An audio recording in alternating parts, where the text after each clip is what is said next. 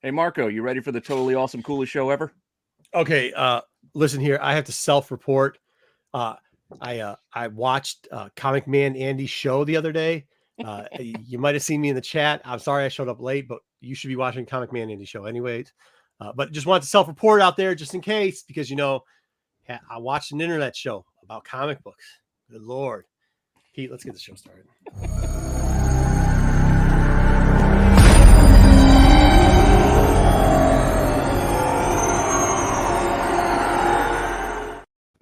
Hey, what's going on? It's okay. I watched a little Andy show too before. Yeah, I mean, the guy's like, hey, he's been on the channel a bunch. He's like, hey, if you're not following Comic Man Andy, please go do so. Yeah, go absolutely, absolutely. He's amazing. Like, hey, those books that got back. Like, cool. He's like, I won't tell you the grades. You gotta watch my show. So I was like, okay, cool. And then I screwed it up anyways, and I didn't know how the clock works. So you but didn't make see sure all you go the back. afros his last few afros he was pulling out. No, that's why I was like recap it, because I missed it, but I got in there. I thought yeah, you got in there late. I was doing too much stuff. When I reread the messages they text me, I thought he said it's 9 o'clock, but what he said was it will be done by 9 o'clock. And I was like, oh, well, I went back and read the messages. I did it wrong. But make sure you guys are subbed. Make sure you're checking it out. He did like an unboxing and grading, kind of talked about some of his thoughts about it. And, we've talked about it before with the CGC. I think, and I told him, I think you should pre-screen right now. Like, they've got a lot of new workers out there that, that we're getting into LCS. I'm going to say hi to everybody. All right, we're getting into Shop Talk, but that is one of the biggest shopping con talk points over the last 2 months is like they hired all those people, and there's a lot of people who have gotten out. And it might play into some of the whatnot stuff we're going to talk about later of why, but like have gotten out of grading game, right? And like they just aren't grading as much. They're not sending in as much. That's caused. Now they have people sitting around that are new people. They're not letting them grade our silver or gold. They're not letting them go through the fast pre-screens, but they have them grading in regular. So if you're sending in regular, sure, it's a week turnaround, but do know you're getting new people who may or may not be that good at grading, right? So, that's something you got to be conscious about. We're not knocking the company. I still think CGC is one of the best. It still holds the best value, but you do have to realize that it does take a little bit for graders too to figure out what they're doing. So let's say hi to everybody in the chat real quickly. Absolute Geek to Matt first. Yeah, that's it. That's what I was going to start. He said, let's get started here. So we want to give a big congratulations to our fellow showmate and Absolute Geek, Matt, who does SNS. He will be returning to SNS.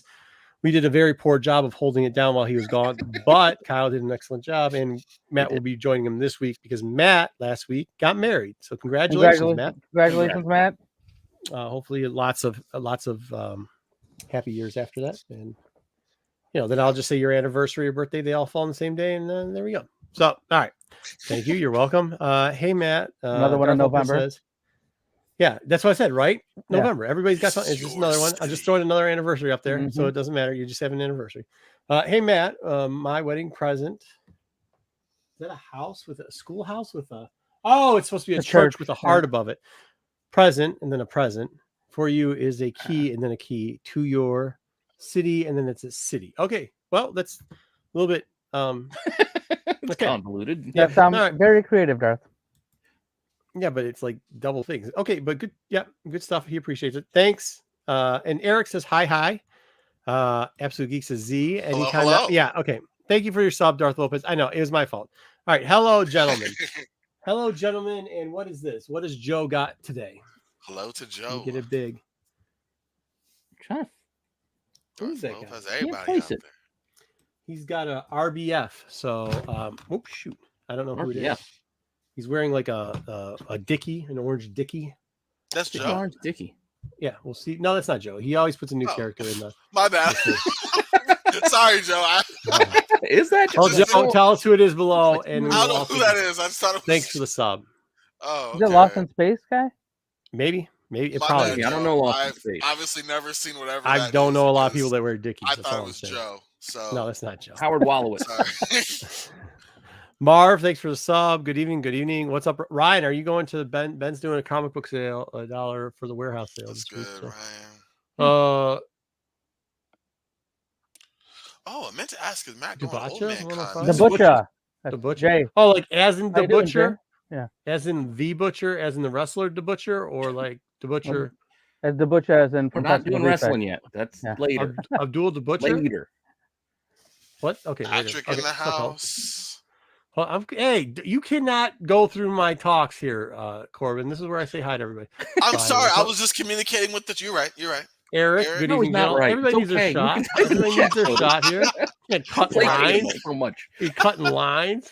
My mistake. Sarth, hi everyone. S tier crew tonight. Thank you very much. It is an S tier crew tonight. Appreciate that. Joe, Ryan. Yes, Smith, Lost in Space. Dr. Smith. There we go. There we See, go. I don't know Lost in Space. Joe, I Wow. imagine you look like that too, though, and that's a handsome guy. Danger Will Robinson. That's it, but it's the only bit I know on the robot. Dude, we should take random pictures of what we think the people look like in chat and put it up there, because I had a conversation about for somebody who was in real. chat and what they were, and the person who was like, "Oh, well, you know this." I go, "That's not that person." Like, I know roughly about them. Like, they had thought somebody was like 20 and whatever, and I was like, "Oh no, that guy's probably like 65, like legit ass, like not." But I think it'd be funny of what we thought, and then let them laugh at it, because it'd be kind of funny. That would be kind of funny. We should do that. I prefer okay, game. Patrick. That'd be kind of funny. All right, Yeah. Corbin, go ahead. Hello, Patrick. How are you? You're supposed to read his Doing a comment show. though. Oh, I'd prefer a hello from Corbin over Marco or literally anyone from that state up north. Yeah. Well, there it is. Not a problem. There it is. I mean, if for years we've just been Arizona. for years you're just sitting in like the septic tank of another state, I would too. I would be upset Is about Patrick that. from Ohio? Yes, he is. Yes. Oh, That's okay. the Sorry, running- Patrick. No, We were talking video games, I think, on Monday's show in the chat. So we Mm-hmm. had a nice video game chat going. Patrick though, Patrick's been around for Patrick. If I'm wrong, but I don't think I am. You used to be in like the G+ groups back in the day, I believe. I mean, obviously I didn't go by Marco back then, but I think he's been around for like that long that, I mean, when we were the Detroit boys, I think we've had Ohio Detroit beef since back in those days. So that's pretty fun.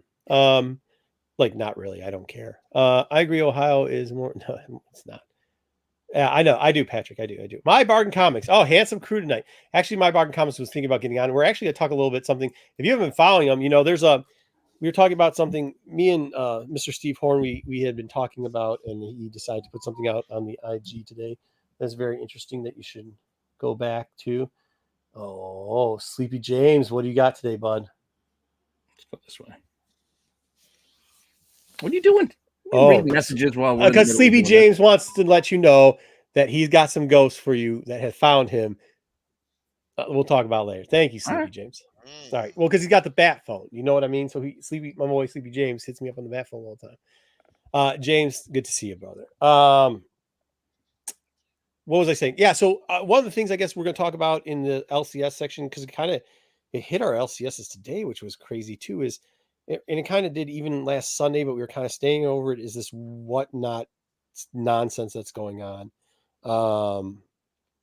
I don't know what happened in your guys' LCSs today too, but also kind of the Marvel trolling thing. I think we're going to get a little bit more into that with Black Panther. Or are we going to do that early on too, Pete? Oh, whenever you want to do it. Yeah, I mean, news, like, we got either that. way. We got the Black Panther stuff to do. Whenever you want to do it. Good to see you too. 313. Good to see you. Vinny Whitlock, hello everyone. You know this guy actually, Dub. You know who he is. Yep. That's my brother B. Yep. So either way, but like, I think because we did put it down there, we didn't want to get into it. You know us, we're not that negative on it. We've always kind of told you that there's stuff going on. Be wary. Huh? Yeah, to be wary of whatnot. And a lot of it comes from, like, for those that don't know, like, me and Pete spent a lot of time building a different channel for a while. We were in a lot of back groups. We've been asked to participate in things that we decided not to, and people would still include us in groups, including voting for books that should be on top 10 lists and stuff. And that's not our scene. But we don't knock what they do. I mean, we haven't really knocked what they've done or what the Whatnot people do, because I actually think Whatnot could be a very good place. Like, if you take Whatnot for what it is, if they just try to be a marketplace that, by the way, like, the problem with it is people over there, including sellers, a lot of influenced sellers, they never sold before. They don't actually know the facts. What was it, Corbin, you said before the show started? They try to get the real up game or whatever you were saying. And it's like, they're trying to level up. They're not they're not out the spot. They don't realize how things run. So when they go there and they're talking big and whatever, it's like, but it's not true. So like, one of the things that me and a couple of people have always talked about is like Whatnot favors quantity selling, like it doesn't matter. Like it doesn't matter if you profitable off of it or not. It kind of like the blue check mark, right? They don't care. They just want you to get a check mark, right? Like that's what they were hanging out for a while. And there's people that were on there selling a lot and they were losing money. There was the incident where they had where Whatnot was backing the slab sale, where they were telling sellers, hey, listen, you can put up for whatever it sells for, we're going to back you the difference in money. Now, that's not something that I participate in. We're covering it. So guys were out there bidding each other's books up. And we know, there's people right now that are going to be talking the next 2 weeks. They're going to be having Whatnot listings and then in the same sentence, they're going to be on their shows saying like, oh, remember when Whatnot was good when we could just bid each other's books up? And, now all these new scammers got in here. No, like you guys are in groups, you're in chats. You're scamming people, and now you're so scared that you're going to start putting out content where you're saying, well, we weren't the real scammers. We were just like the people who were pumping in and dumping books. Like that's not the real scam because they want to still get involved with it. And they want to, but they were getting the free incentives. And that's probably one of the biggest problems. And then when you saw like, I think Steve Horn's IG post, which it's true. Like that's a real message. That's a real text message. And if you want to know why people were shunning Mr. Horn for a while, because they had been bad mouthing him and shunning him for probably the last 6 or so months.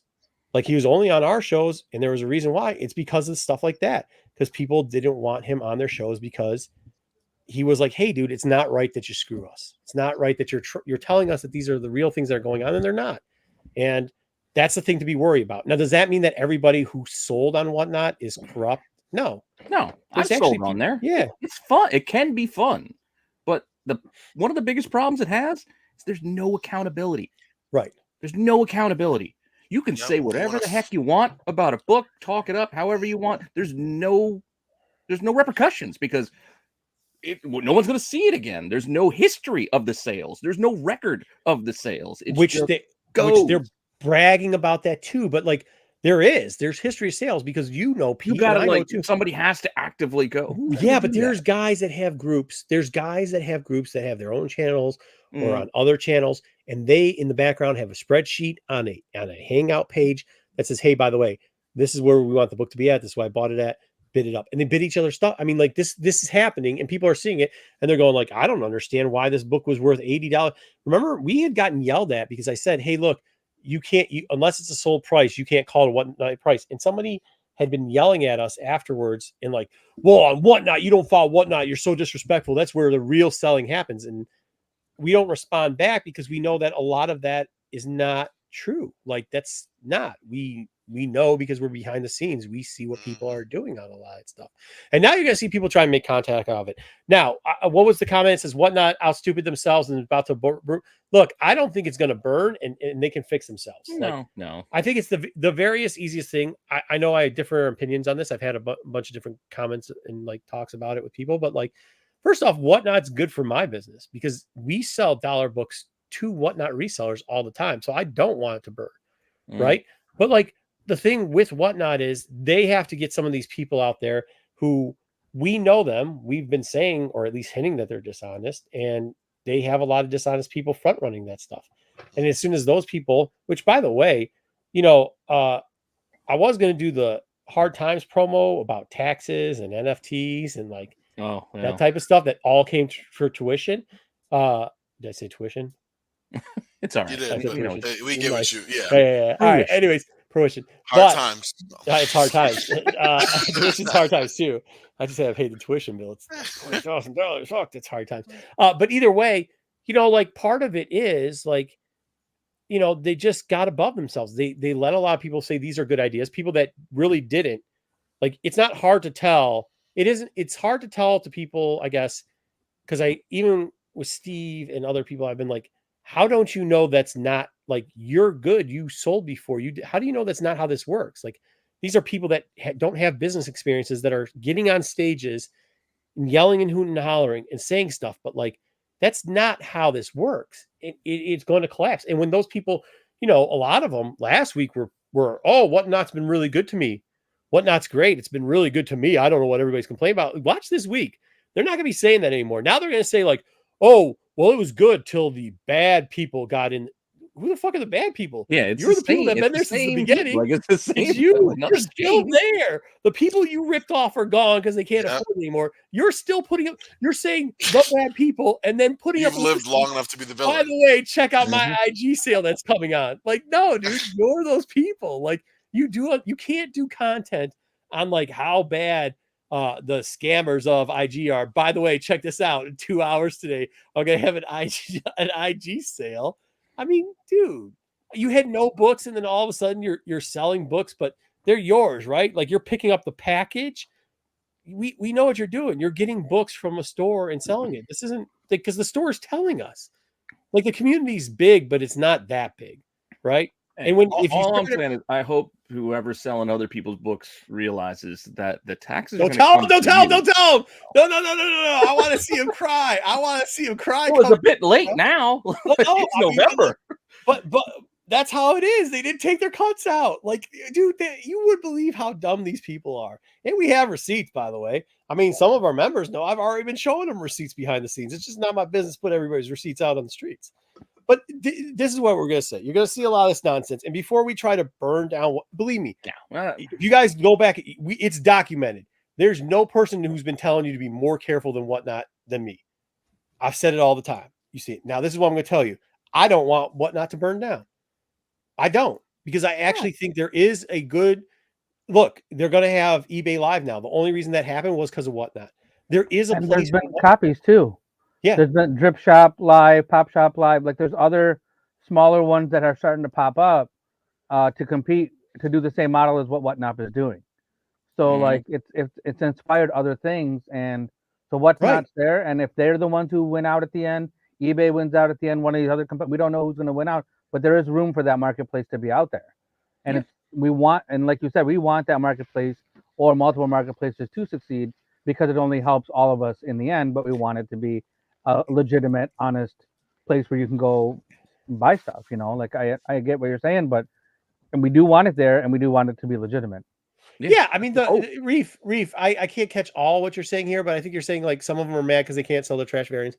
Agreed. Like that's the stuff that really like that. But those are some of those same people that are like, yo, dude, these people they ruined it and whatever. No, there's some good people still selling on what, like I'm saying, like Whatnot isn't complete trash. Like you don't throw the baby out with the bathwater. There is some good things there. It has caused eBay to rethink their model. The price point has gotten lower. You know, that's all good stuff. Like how much eBay is taking off. They've had to become more competitive. That's all good stuff. The problem is people are out there trying to sell you their trash variants. And now they're saying, I can't sell my trash variants anymore. But it's not my fault I can't scam you anymore. It's that they brought in all these other people selling trash. Well, yeah, once people see that you're selling trash variants and you're scamming people, guess what? All the water's primed. They're going to be doing the same shit. That's all I'm saying. And there are people on there that I know too that aren't in on that aren't in on the price fixing, that aren't in on like, dude, I was talking to somebody about a book the other day. They still got a good price on it, but they even said, they're like, I know who bid me up. And they asked if these people know each other. And I said, they 100% talk on a daily basis. I know these people. These three people do. And you still got a good deal on it. But yeah, they're purposely bidding it up so that they're booked in sell low. And it's like, but that goes on a daily basis. I mean, what do you expect from there? It really is like, I mean, it's a lot. It reminds me a lot. Remember Gibraltar, Dub? It reminds me a lot of Gibraltar. Like that's what it does. It reminds me a lot of Gibraltar. And now I think some of this stuff's coming to fruition. I just find it hilarious that like the same people that were running the scams and the scams stopped working because there's not as big a volume of it anymore. And they ran through the money like we told them they were going to.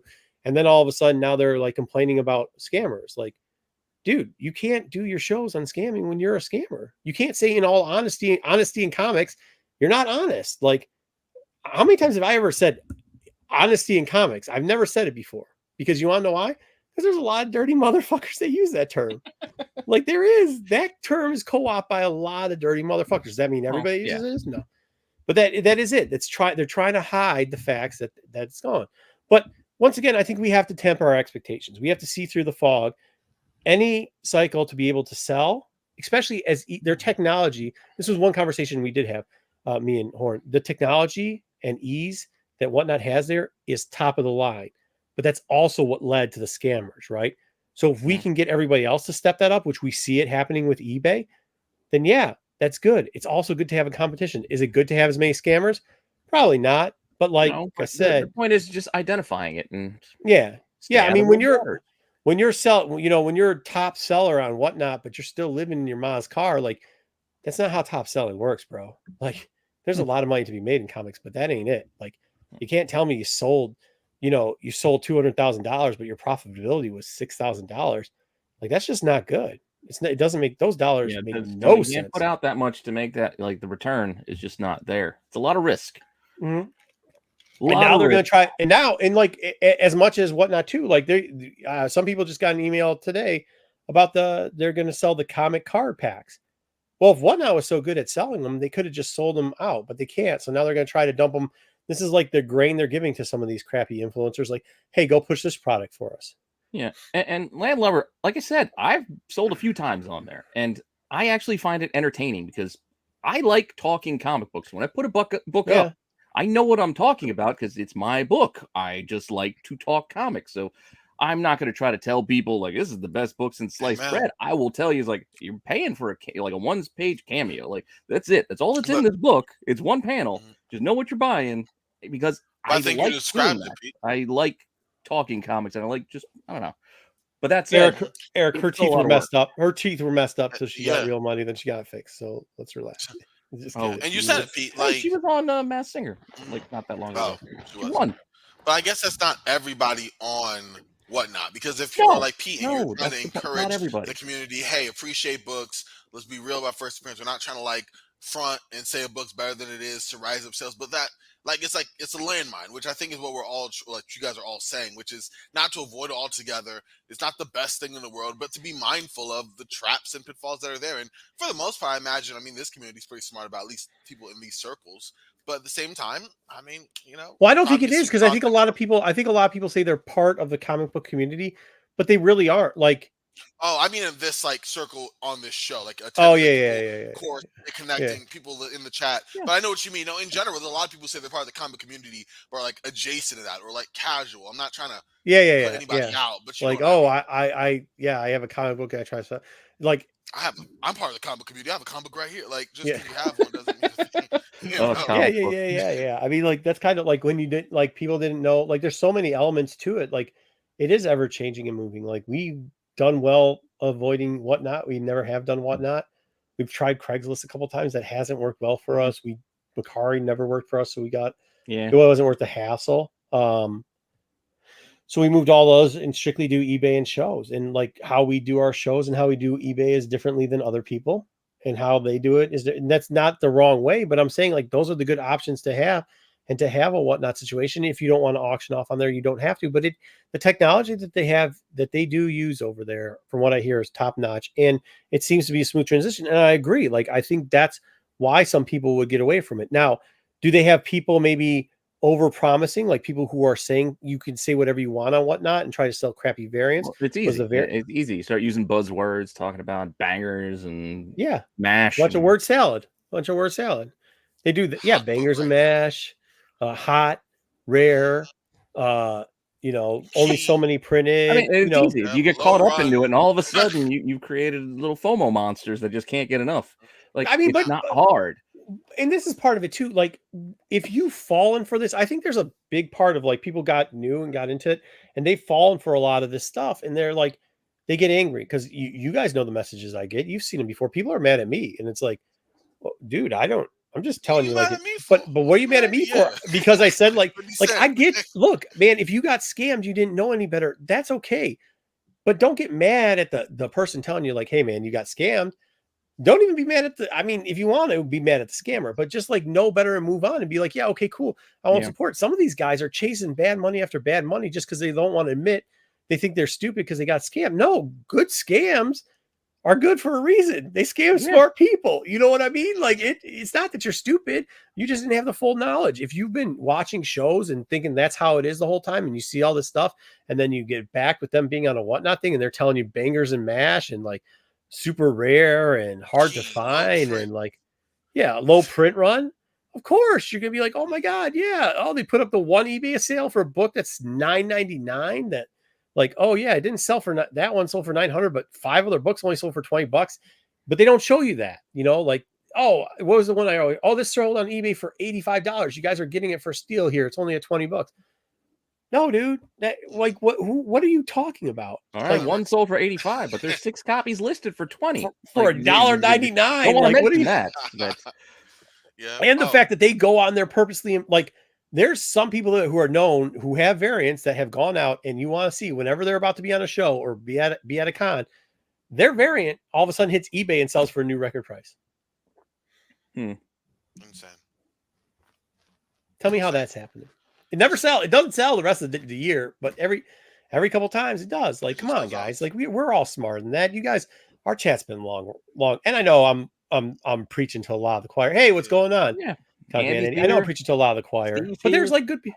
There's like, this is one Comic Man Andy. This dude, I'm telling you, legit. I've met him before. There's nothing fake about him. Whatever he says, he's honest as the day is long. I think he sells on Whatnot too. And I know people give him crap for stuff, but like, he doesn't deserve it because he's actually one of the boys. He's literally what you see is what you get. Is what you get. Andy. Anybody who's ever ran into 100%. Comic Man Andy before knows. I You have a finally got to 2-second meet him in conversation Baltimore. with him. I'm That's glad I did. What did you say, Peter? Sorry.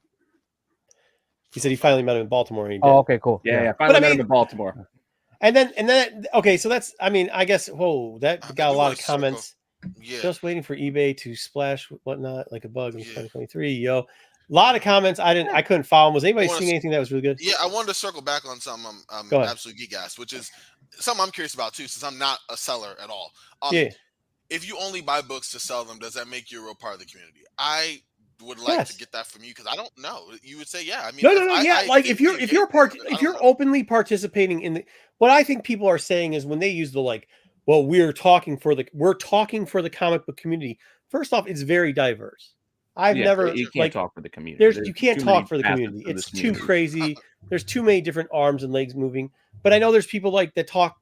We're going to tell you about the comic book community and the truth about it. And it's like, but you're not really talking for like. You don't set up shows. You don't talk to artists on a daily basis. You don't hit con floors. You don't sell on eBay. The only thing that you ever did was somebody's like, hey, you look like an internet personality who was doing market reports. And hey, could you hawk these books on Whatnot for me? I'm just making general example. Hypothetical. And then they're like, yeah, because we're part of the we're comic book community, of course. Well, no, you're not. I mean, you're not. Yeah, you are. Subset. But if you're somebody who's out there hunting and buying books, are you though? You're just a leech. Again, it's made up of a lot of pieces. I guess. Yeah, but they're saying they are. No, I'm saying like they're saying they're the universe. Every piece counts. Yeah. No, what I'm saying is like they're saying that they're more the universe. Yeah, we're the comic book community. Can't speak for so they'll say like, oh, when we were scamming on Whatnot, it was good, but we're the comic book community. When these other people entered our community, it's like, yeah, well, when you entered my community, I wasn't too happy about it either, bro. So like, what do you want to tell me about it? You know what I mean? It's overgeneralizing about it. Yeah. Oh, well, you're not original. You weren't here from this time. You weren't this, that, the other. Don't tell this person that. Don't tell people that. It's like, that's not being a community if you're trying to keep secrets and I'm only telling certain people about this. Back to that gatekeeping. I hate that word, but that's what it is, right? Yeah. But the biggest problem was they were saying, okay, but the biggest problem is a lot of these people who are saying that or were using the word gatekeeping were using it wrong. Like there is a hierarchy of, and Double talk about this, you can talk about too. Yeah, there's a hierarchy of paying your dues in the cons. There's some levels to this issue. You know what I mean? But for sure, it's because people have been doing it for 20 or 30 years. So yeah, you don't get the same perks. I don't know any place you can go into and you get the same perks as somebody who's been doing it for 30 years. Where does that ever? Where is that? Because they might give everybody medals in little 6th grade and under soccer, but like the real world, not everybody gets medals, bro. You have to put in the work. So like, yeah, I mean, yes, that's true. That's not gatekeeping. That's like, hey, we just don't want you coming in here and doing what people did on Whatnot. Where if you don't have people who've been around for a while running it, if you get any clucker off the street, you don't have any regulators. Did you see what cluckers off the street? But Matt, think of this. Think of it this way. Like even the person selling the hot dogs at the football stadium is they're part of the process. It's just that's the only part that they have. Right. The community can mean so many different things. Every whatever I think the comic community is completely different from what Pete might think it is, or like there's so many different levels to it. There's so many, so it doesn't really matter. And what the point of it all is that one person going online can't speak for the comic book community. That's what the point is. Like you can't like have one, there's not one voice for the community, and we all do it different ways. And you're, by the way, saying that you're the keeper of the comic book community, that's the one thing where, like, I don't care, even if you're trying to do it in a good way where you're trying to say, like, well, I'm trying to keep the comic book community. Like, listen, bro. No. Because, like, half the stuff, you don't even know half the stuff that's going on. Like, I mean, I get it. I appreciate people thinking they're trying to keep it clean, but yeah, there's like you were saying, there's too many different facets, from people who sell at shows to people with brick and mortars to people who only have online shops to people who just collect, people who just read, people who just like art, the artists who work on books, the writers who work on books, people who just don't really know anything but they watch the movie. Like there's so many different touch points to this community. You can't keep them all. They don't. And some of it, by the way, some of it are just like trying to make content because they want to be like, it's not about comics. They're just trying to be popular. And I understand that too. Like if you just want to run, like I get it, but at the same time, you don't try to knock down other people or you don't get jealous or whatever. It's like, you don't get it, man. You don't, I understand that. And I just don't care. Like, as long as you're not trying to come after Pete or anybody else on this channel, I don't care. But you know, like that stuff kind of happens too. I'm not sure the designer, but I bought it. Oh, that's me. I'm just responding to. Oh, hey, Peter Parker Pants. It's not about this. It's about my shirt. Yeah, not cool. I do think it's clay. Yeah, the first thing is, so look, if you read books, like there's so much stuff that goes on. There's so many times and things that go on. Like if you read books, put two and two together, stuff's going to happen. I mean, one of the things we're going to talk about here now is the Marvel thing, and are they trolling us? And I think that's part of it. Like people weren't reading, so to say, like, hey, dude, that's not what that book's about, right? Or whatever. And that's Tolson. Like when they did the Tolson thing, I talked to My Bargain Comics. And I was like, yo, what's good? He's like, do you hear this? I said, yeah. Did you read the book? I said, did you read the book? And he's like, yeah, it doesn't make sense. And we talked about it a little bit. I said, no, I think they're pumping and dumping it because if you read it and you guys can go back and check the receipts on these shows, I've been telling you that that's not his son. Because the book says it's not his fucking son. Like, that's not the way they're fucking going with it. And then Toast and Tuesdays came out as kind of a joke towards that stuff of like people claiming, oh, we read books and it's this. And they obviously don't read the books. You know what I mean? Because if you read the books, by the way, BK, if you're not doing good personally, hit us up with a message because I'm worried about you. He should be talking about how I don't read books in the chat. Yeah, I didn't see BK today. Kind of nervous. Might be out of pocket today. He's been a little bit off last couple of days. So BK, hope everything's going well with you. But yeah, I mean, like that's part of it. Like, you know, the Wednesday Warrior thing was a long time ago, the real one. And like, I'm not saying this new wave during COVID wasn't, but like we've been telling you this dip's coming.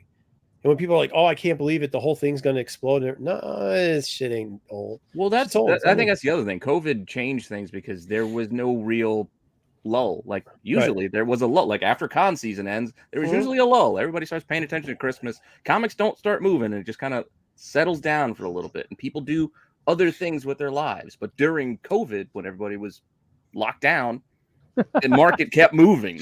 Like everything kept rolling as much as it could, considering new books weren't coming out for a stretch, but old book, like it was a different time. And I think people are having a hard time adjusting back to the norm. Sorry, there's some good comments in there. There is. Well, we got a good chat. We got a good crew. We do. Oh, it's dope. You said keep the lights on in the community. Yeah, but Patrick, and I get it, and I'm not blaming you for selling it because you should. But some of the first messages I got sent out to me were people saying, "Have you seen what this book's selling for?"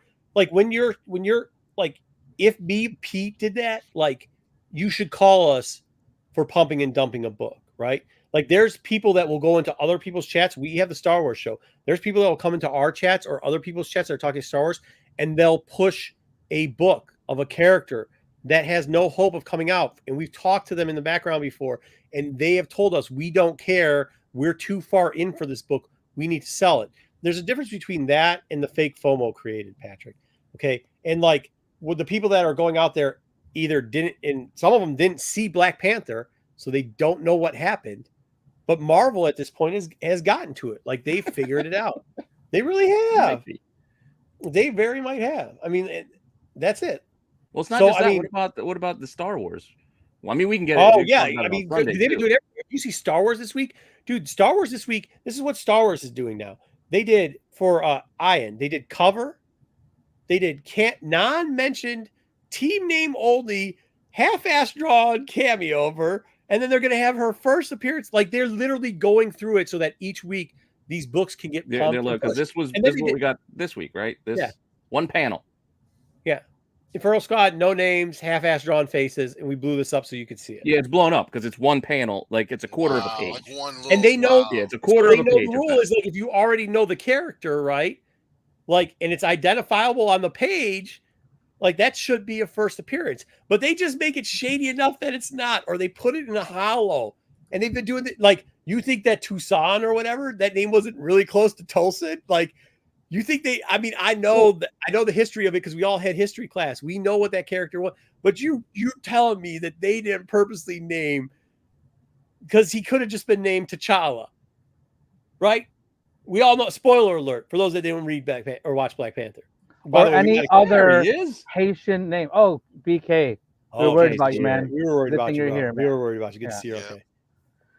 Oh, Hidden Empire was good, but that's it. Yeah, Cosmic. Some of these books, the back of some of these books are written so well that we don't need the extra bullshit, and actually it would strengthen the market if we wouldn't be doing it.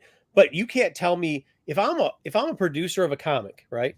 And we don't want to do the whatnot thing where we're saying everything.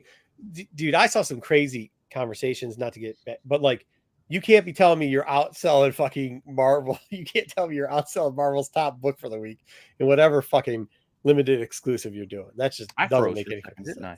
Yeah, you did. Okay. But yeah, like Marvel's figured it out now, and that's part of the problem. They figured out with all these people talking like making it muddy. Why can't they just make it muddy? They should be able to make it money and get money off of it. And that's what they're doing now. So instead of finishing off great stories, I think that's part of them trolling. Yeah. I mean, I think it's part of the troll. They'll sell you that, like you said, they'll sell you that first cover, they'll sell you that first cameo, and then they're going to sell everybody that first full appearance because they know shops will order more because all the speculators will buy more because they want to talk about them and resell them all for a hefty sum. That's why both of these books, and that's the problem with Star Wars too. Both of the books were good, but the main Star Wars titles is bad, and you saw them doing this stuff where they were just trying to like go through it. Like you didn't. Like, okay, so Hidden Empire is a 3-part portion of a series, right? And was it Zizor, or could it have just been somebody who looked, because they had another dude who looked like him. They didn't. Oh, well, that's the other guy. But I mean, but that's it too. But did they give you a full Zizor? That's what I'm saying. They give you a name. Give you a Zizor in a holograph. Isn't his name pronounced Shizor? It is Shizor. I don't know. Shizor. I thought it was Shizor. Shizor. Yeah. Okay. Dub, you know I defer to you when it comes to pronunciation. I can't. I just remember I read that novel. By the way, like that's how far we're going. We got a hollow of Shizor in canon. How is it pronounced? Like that's what we're doing now. Like legit, we're doing a hollow. Hey, what do you mean? Shizor. Like now we did it with Kylo Ren. He showed up on a fucking He just showed up like 2 months ago. He showed up on a fucking on the cover of a book in canon. Well, what about the book, everybody? Because they said his name. Oh, yeah, they said his name. Rain, she said his name. Crimson Rain said his name. Yeah, they said it again. Yeah, like that's like, dude, believe me, they know what they're doing. And like the only way to correct it is get back to like, hey, let's stop beating this up and let's kind of call stuff for what it is, right? Well, no, like just buy one for yourself. Yeah, you want to read it. Well, there was a shit ton of copies of Hidden Empire all over the place. Oh no, I know, but that's what I'm saying. But that won't continue to happen if people don't continue to buy multiples, hoping for it to be something. Just buy the one for yourself. Buy the one for your collection. The one for you to read. You should be fine. Yeah, they're gonna. Next book in Revelations. I guarantee you that Iden shows up in full person's named, and they have a story of it. And I bet you the next Hidden Empire, Zizor shows up, and they're gonna call it First Fall. Like, dude, pronounce what? Shizor. Shizor. Double O. It's not pronounced Shizor. That's phonetics. I looked it up in the internet. If the internet never lied to anybody. Right, exactly. I do that all the time. You hit the pronunciation, you listen to the YouTube video where it reads a name to you. That's how you say it right. I barely knew her. Yeah, I mean, can we go back for 1 second? Sure. Can you highlight Corbin's background? Because I really want to see Oh, What's going absolutely. on back there? There's not a single. Yeah, absolutely. There's Huh? no DC books back Not a there. single What? DC This book is there. all Marvel back here. Wow. Yeah, I somebody have had mentioned DC on that the other earlier. side. So. But it Okay. looks nice. Thank you. Appreciate the love. I told you I'm a comic book barbarian. Yeah. I dabble. I specialize in DC, but I'm into the big two. So Oh, you got all DK. the lovely books back here. Oh yeah, Appreciate yeah. the love, Double. Yeah, I mean, I don't think we're going to talk more about Black Panther later. I don't think we're going to spoil the Yes, whole thing. yeah, but we got No, to no, run. Andy was talking to Sarah because he just finished his show. So if you haven't, we said it earlier, I'll say it again. If you're not subscribed to Comic Man Andy's channel, please Absolutely. subscribe to Comic Man Andy's channel. He puts on great shows and he's a straight up guy. Oh, you So, talked about Afra today. yeah, Cool. We talk about some We spoilers. usually leave our Star Wars talk to Sunday, so Mhm. we won't be spoiling most of that for you. But yeah, I mean, like, and that's kind of it. Like, like when we say that the community is really big, Oh, people are like, Sorry. well, Whatnot? Well, they say, well, Whatnot's ruining it, but we're kind of ruining it ourselves, right? Like when we're starting to make up when we're arguing about Kanan 1 and 6, which like, no, just get to, if you don't have the book, then you don't have the book, right? But like, let's not do that. You know, then they're going to start doing, if you're starting to say like, well, the rare print of the third reprint is very valuable because it's rare. It's like, no, it's not. It's still a reprint. Like no matter what you call it, the third printing is a third reprint. And most of them come out. It came out months later. Like it came out after the character showed up 4 or 5 times. Like, so let's not do that, right? Like the action figure thing. Yeah, there were some that were exclusives, or like even any of them, like any of the things that were. I love it when people are like, "Oh, well, this is such a rare cover because it was a qualifier buy." But no, some of those qualifier buys weren't for hard qualifiers. Like, some of them are hard to qualify. And then once qualified. And then even with that, like the hip hop covers are a perfect example, or the Christopher covers, or like the action figure covers, whatever. Yeah, some of them, but there's like 12. After that, they weren't qualifier books. They weren't qualifier books. And then it becomes impossible to know for certain. So people can once again just then they start making it up. Right. You don't know. Yeah, buy first editions. Absolutely, Ben. I mean, it's okay to like comics from different publishers. It is. You should like them from all. But yeah, I mean, and that's part of it too. So like, I think we're gonna see more of this from Marvel. I think Marvel's kind of onto it, and they've gotten it, and they're figuring it out. And it's going to be unfortunate because it's going to get. But we saw this before in the 90s. We saw this right around 2009 to 2010 when they had that, right? And then 2002. We've seen this like 3 times where they like catch on to it and they start. Let me see what this says. Yeah, give him a wrench. I am. All right, that's what I was trying to figure out. Hey, what's going on, Kyle? But yeah, I think we see that, and we see it more and more. It's going to happen, and we're going to see a little bit of a fall. And it's okay. I mean, hopefully you didn't get FOMO. Hopefully you didn't FOMO and buy stuff out. And hopefully, they start giving us better first appearances. Because right now, I mean, the books, I will say this, some of the writing's really good. It actually is. In the big 2, I might add, which is a rarity because for the longest time, it was like how bad the big 2 were writing. But some of the books, most of the troll books are just like, they're trash. You were reprimanded by HR Marco last Saturday? I was? There's no HR over here. I only buy Zenoscope books and Leinfeld covers. Yeah, hey, me too. So there's nothing wrong. There is. The Zenoscope books. Come on. Zenoscope. Dude, one of the books I want more than anything is a Zenoscope book, and I can't find it. The David Nakayama Bridgewater Triangle 1, that black cover, it looks like Wednesday Addams. I want that book. But I can't find one for a price that I'm willing to pay. I can't show you this guy's name. Hey, is this something, Pete? What is this? What do you want? Dragon Layer. Oh, you and your dragon. Yes, it's apparently they only made 100 of them. What's up, Kyle? How you doing, buddy? Low print run, Kyle in the house. All right. That's what my research. That's what it said. Graham Cracker. Who bad mouth cheesecake? Oh, nothing. I've been liking later printings. I don't mind later print as long as you know they're later printings and like. Yeah, just know what it is. That's all. Mm-hmm. I like collecting later prints, but for cheap, don't pay super high premiums for them. I'm not just a hater. Because. Well, yeah, I am. Well, you could have stopped that hater.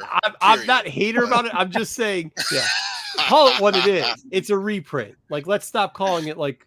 Let's stop acting like second print, third print, and fourth print is some thing that they are fun to collect, but again, to your point, know what it is. Reprint. Yeah, it is a reprint. Sometimes all I can afford are reprints. What certain else? Books. I don't. Did you guys talk? Dub, did you have anything from the? That's the comic shop talk. I guess we have our introing. Did you have anything you want to talk about? Yeah, today, shit. Dub? We went What'd you 45 minutes on that. Yeah. I mean, I had some pickups, but nothing like too crazy. I got. I'm really happy with this one. Tula Lote, Catwoman. A little bit of cheesecake. I am a fan of Tula Lote, and she's doing Don't ask Lopez. Apparently, it's overrated to Lopez. Wow, that's not true. Well, I make an amazing. I It's thought. not. Listen, Lopez and I used to be on the same page, but then he started like flip flopping like with things, and I'm really confused by what's happened with him lately. He was like hating on Andor, like he said it would put him to sleep, and now he's like, now he seems like he's the biggest Andor fan in the world. So I'm like, I don't know what. I really don't know if I can trust what Lopez really says in the chats anymore. It's really confusing to me. No, yeah, I mean, I'm fair weather confused. fan Lopez. He's yeah, calling he you jumps out. around, and I don't know really what to do with that. One other really cool thing, Sonic. Yeah. Got the Sonic 1 in 10. Quiet, Kyle. The dessert and the comics are both great. These two people that I know that surprised Kyle nastiest doesn't like shit. cheesecake. The nastiest Kyle, shit in the on, world man. are criticizing cheesecake. That just come on, Kyle. Really, man? Wow. Yeah. You know what? I picked up another one too because I found it, and these are fun. I actually had this conversation about this too. Is like I picked up. I know you got one from last week. I know I got one, but these RIs for the Saturday morning cartoons, like, dude, they're dope. I mean, that one I got for well under ratio, so I picked another one up. That's awesome. But like, I think like those are really cool, and people they love. He actually, the guy, I'm not gonna say who it is, ordered. He doesn't really over order. He ordered like 40 and sold like 3 and whatever. So I got one finally, one of the last ones they had on there. But that book's doing pretty well. The interesting conversation I had with him was about nostalgia, and he thinks like this new era is going to be tough between the current 15-year, like 18-year-old and 28-year-olds and what they're nostalgic about, because they're more nostalgic. And we talked about it, and it's like, yeah, he's like, they don't like Saturday morning cartoons, they're not big into toys. And I said, no, but I think like a lot of what they're interested in is ripping. Like they love Pokemon packs because they grew up with ripping those, and they grew up with opening whatever those videos. Yeah, and he's like, that's why they don't mystery packs. Yeah. LOL mystery packs. LOL mystery, Ryan's exactly. World, like hidden thing, like So they have a nostalgia for it. Little gamblers out of all our kids. Mm-hmm. But I think when you see this next wave, these 12 and 14-year-old kids that are coming up, like the amount of Minecraft, you know what I mean? And by that time, the shows and the toys of Pokemon were finally come. You know what I mean? It wasn't like it's not as such a grip it and rip it society. They actually do have a lot more. You gotta watch though, especially with the Minecraft too. Is like, especially with all the the DLC, the add-ons that get, like, we're gonna have a generation that's gonna start becoming cool with. They'll give you a show, and if you want to keep watching it, they're gonna keep charging you more for it. Oh, like, yeah. You know what I'm saying? Like, we're gonna get to a point where it's gonna be a pay to play for everything. Well, you talk about Pokemon too. Like Pokemon, it's for every few years they put out a new game, and it's a different generation of Pokemon. Yeah. And so like, and they have different, like, so I used to watch Pokemon with my little sister. Used to watch it when it came on Saturday mornings and what have you. But then my wife she watched the TV show, but like her favorite Pokemon are completely different from anything that I even know what Pokemon are. Like she likes, I don't even know the names of some of the ones that she likes. She likes Garchomp, and I'm like, what's a Garchomp? Like, it doesn't make sense to me. I just moved to PK. I know what a Pikachu is. I know what what some of the original ones are, but it's good this week. Nowadays they're all different. It's good this week. It is, but that's also too. I think they got more away from like, because he was saying, when we used to run home and watch Transformers and GI Joe. Yeah, Transformers and GI Joe. Like right. And now, and I said, yeah, but those kids used to get taken there, and they'd run home to a pack, and they'd you come inside from playing outside. Oh no! I got to come inside. Yeah, Joe's. Grip it. So I think I think there is gonna be a little bit of a dead period with that ripping portion, but I think when you see what the kids are like, I don't know, if you have children, you spend time around them and actually care what they're doing and see how their way is going. And I was explaining to him, because his kids are older than mine, and he's like, they have no nostalgia. I said, no, let me ask you this. And then we talked about the grip, and he's like, yeah, they watch the opening packs and everything else. I said, well, I think it's a little different because, the kids in the last couple of generations and the kids that like my son's camp and all that. Like they're not into ripping it. Like they enjoy that, but that's not their big thing. They'd rather collect weird shit. Well, stuff that I find weird. I mean, it's not weird to them, but they really would like to collect that type of stuff. So I think you just have to switch your kind of standard of where you're going to go. And I mean, like in 5 years, it's great because when we see a dip in the market, it'll come back and you'll have something new, but you'll also have some good portions in there. So we talked about that at the shop. Nothing really. I mean, we talked about the 2 books that came, the Vader books that came out were good. And then we talked about Black Panther. I know before we get into our Black Panther review, because we don't want to spoil. Yeah, we still got to do Black Panther. We still got to do news, but we're gonna do some news, and then we're gonna do an update about what is our tier list this week? Kevin Conroy. Yep, we're gonna talk about Kevin Conroy animated. Mm-hmm. Yeah, Batman. It's not your normal tier list. Guys. We're not doing like A through F. Like it's not the same. It's gonna be. Thank you for your membership. We really appreciate it. A little bit different. Appreciate your membership, TNT. Cool guy. We really do. We appreciate all our members. Welcome. Yeah. Thank you very much. All right, so let's get on to. Wait, before we do the news, I want to do one thing real quick. We also have a Black Panther giveaway. I did a pickup show yesterday, and I pointed out this book. Oh, hold on. Are you gonna do it? Yeah. There you go. I bought this variant because I just like the artist. I think it was James Kreider on IG. He pointed this out, and I just like the artist. The artist is Flops. I think it's Flops art. I think is on IG, but I did my show, and then he posted a story on IG today that he was surprised that we would be talking about this. Like a show would be talking about his book. I'm like, why? It's great. I like this retro vibe. I love the art. I hope he does more covers, or she. I still don't know if Flops is a guy or a girl. It's just Flops. So I want more Flops. The book Flops is it's good stuff. Kreider's been posting a lot of that stuff. So that's good art. I like it a lot. Yeah, me too. I dig it a lot. I mean, I think they're still available. I think I got it at like Stadium. I don't remember where. I think I got it at Stadium. But again, it's not about I'm trying to pump a store or anything like that. I just like it. I'm telling you, I like it. I bought it because I liked it. Just check out the IG and you'll see the art. If you like it, you decide what you want to do. That's all. Mm-hmm. But with that, do we want to start in on the news? Yeah, we were already like almost an hour in. We haven't gotten. Yeah, let's get to the news. Let's start moving. All right. Corbin doesn't want to be here all night. He's gonna be worried we're gonna start talking wrestling on him. Once wrestling, I'm. Listen, it's been a while since was it Layla and Michelle McCool? That's back when I tuned in. Oh boy. Yep. Like 10 years ago. No, it's more my more oh boy is that's your back in the day. Right. Oh yeah, that's why I keep forgetting how young you are sometimes. Compared to my old ass. No. That's it. All right, I'm gonna run the thing. We're gonna start the news.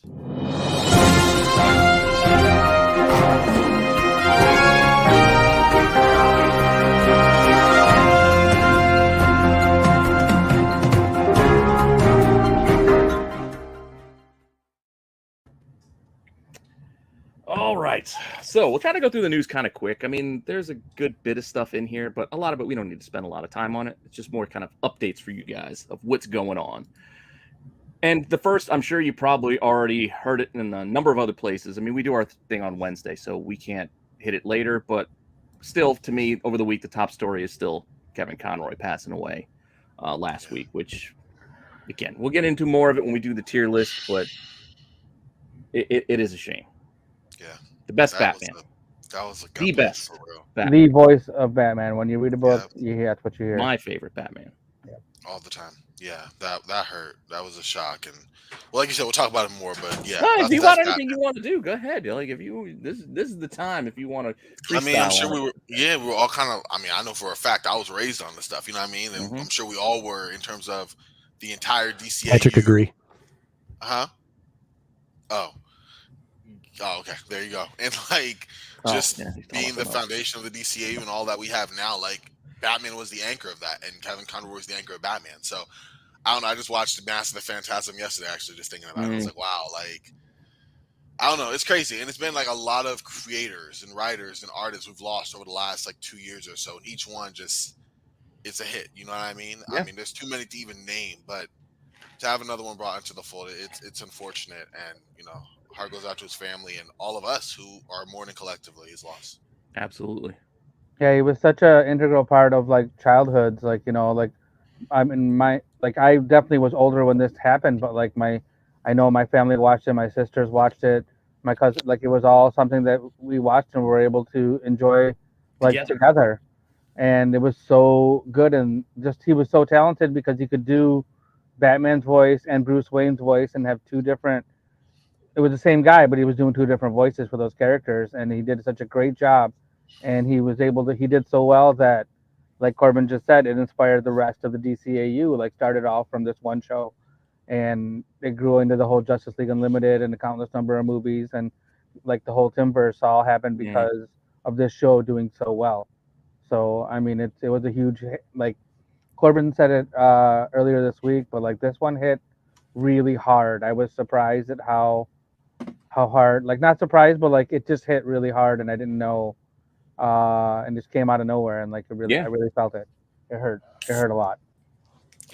Yeah. Sometimes you're not ready for it. You don't realize how much a celebrity or a voice could have affected you that much until it's gone.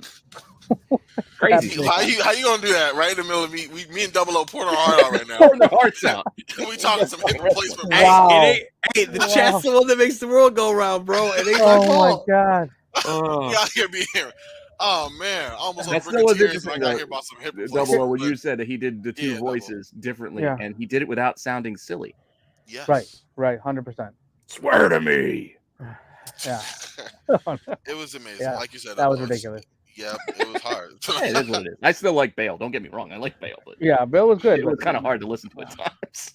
Where are the jugs going? Well, I'm sorry that somebody who meant so much to you guys passed away. That matters. Like, come on, man. Yeah. Speaking of passing something, Pete, aren't we giving away something for? Yeah. Well, I'm getting to it. Love your transition game, Marco. Here we are. Final numbers. Black Panther, Wakanda Forever hit 181. Specifically, 181.3 million for. Didn't somebody get that? Somebody was pretty close. We should have done runners up because there's a lot of close guesses. This is where we are. As you guys know, I threw it out there that we would be giving away. Here, let me grab it. I still got it right in front of me here. I know it's gonna be on the small screen, but still, I got the tiki. The tiki mug is going out, and we do have a winner. Sarah, 100. Hey, he's in the wow! After mocking, he gets a just for mocking me like that. I think we should. That's right, championship. There you go. Back out there. 180. So 181.3 was the final number. To be he fair, closest to the poll was Sith Rule with 182. Oh, I told you. It's Price is Right style. Oh You my go over. Wow. So close right there. Hey, completely wrong though. Can we give the completely wrong? The biggest mistake of all time is BK because he said this is gonna be a complete flop. And he was wrong. He did say it was gonna be a flop. He said it was gonna be a horrible. BK still had 155. 155. Yeah, but the comment was 155 and can't wait to tell Marco and Corbin how big of a flop this movie is. Tell me, please. I mean, what? Yeah, I believe in the chat last week he said something about it being like a terrible. He was going to tell us, but I don't see him.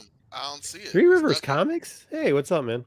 But Black Adam's going to lose money? I already got the address. Going to go out. Now he's saying, wait till this week, Flop City. Okay.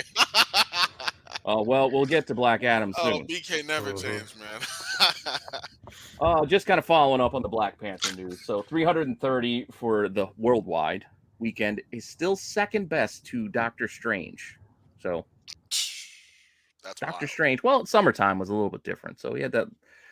Doc did have that bonus of the extra time off for a lot of kids. Though a lot of kids had off for Veterans Day on Friday. Mm-hmm. That's true too. But I guess that summer bump just it was not far behind. I mean, Doctor Strange I think made 187 thereabouts for the domestic, and then 181.3. So it was pretty close domestic, and then worldwide was also pretty close as well. But still, number 2, I think it's like number 13 all time or something like that. Still a lot of money. Point is, it's a lot of money. It's a lot of dough.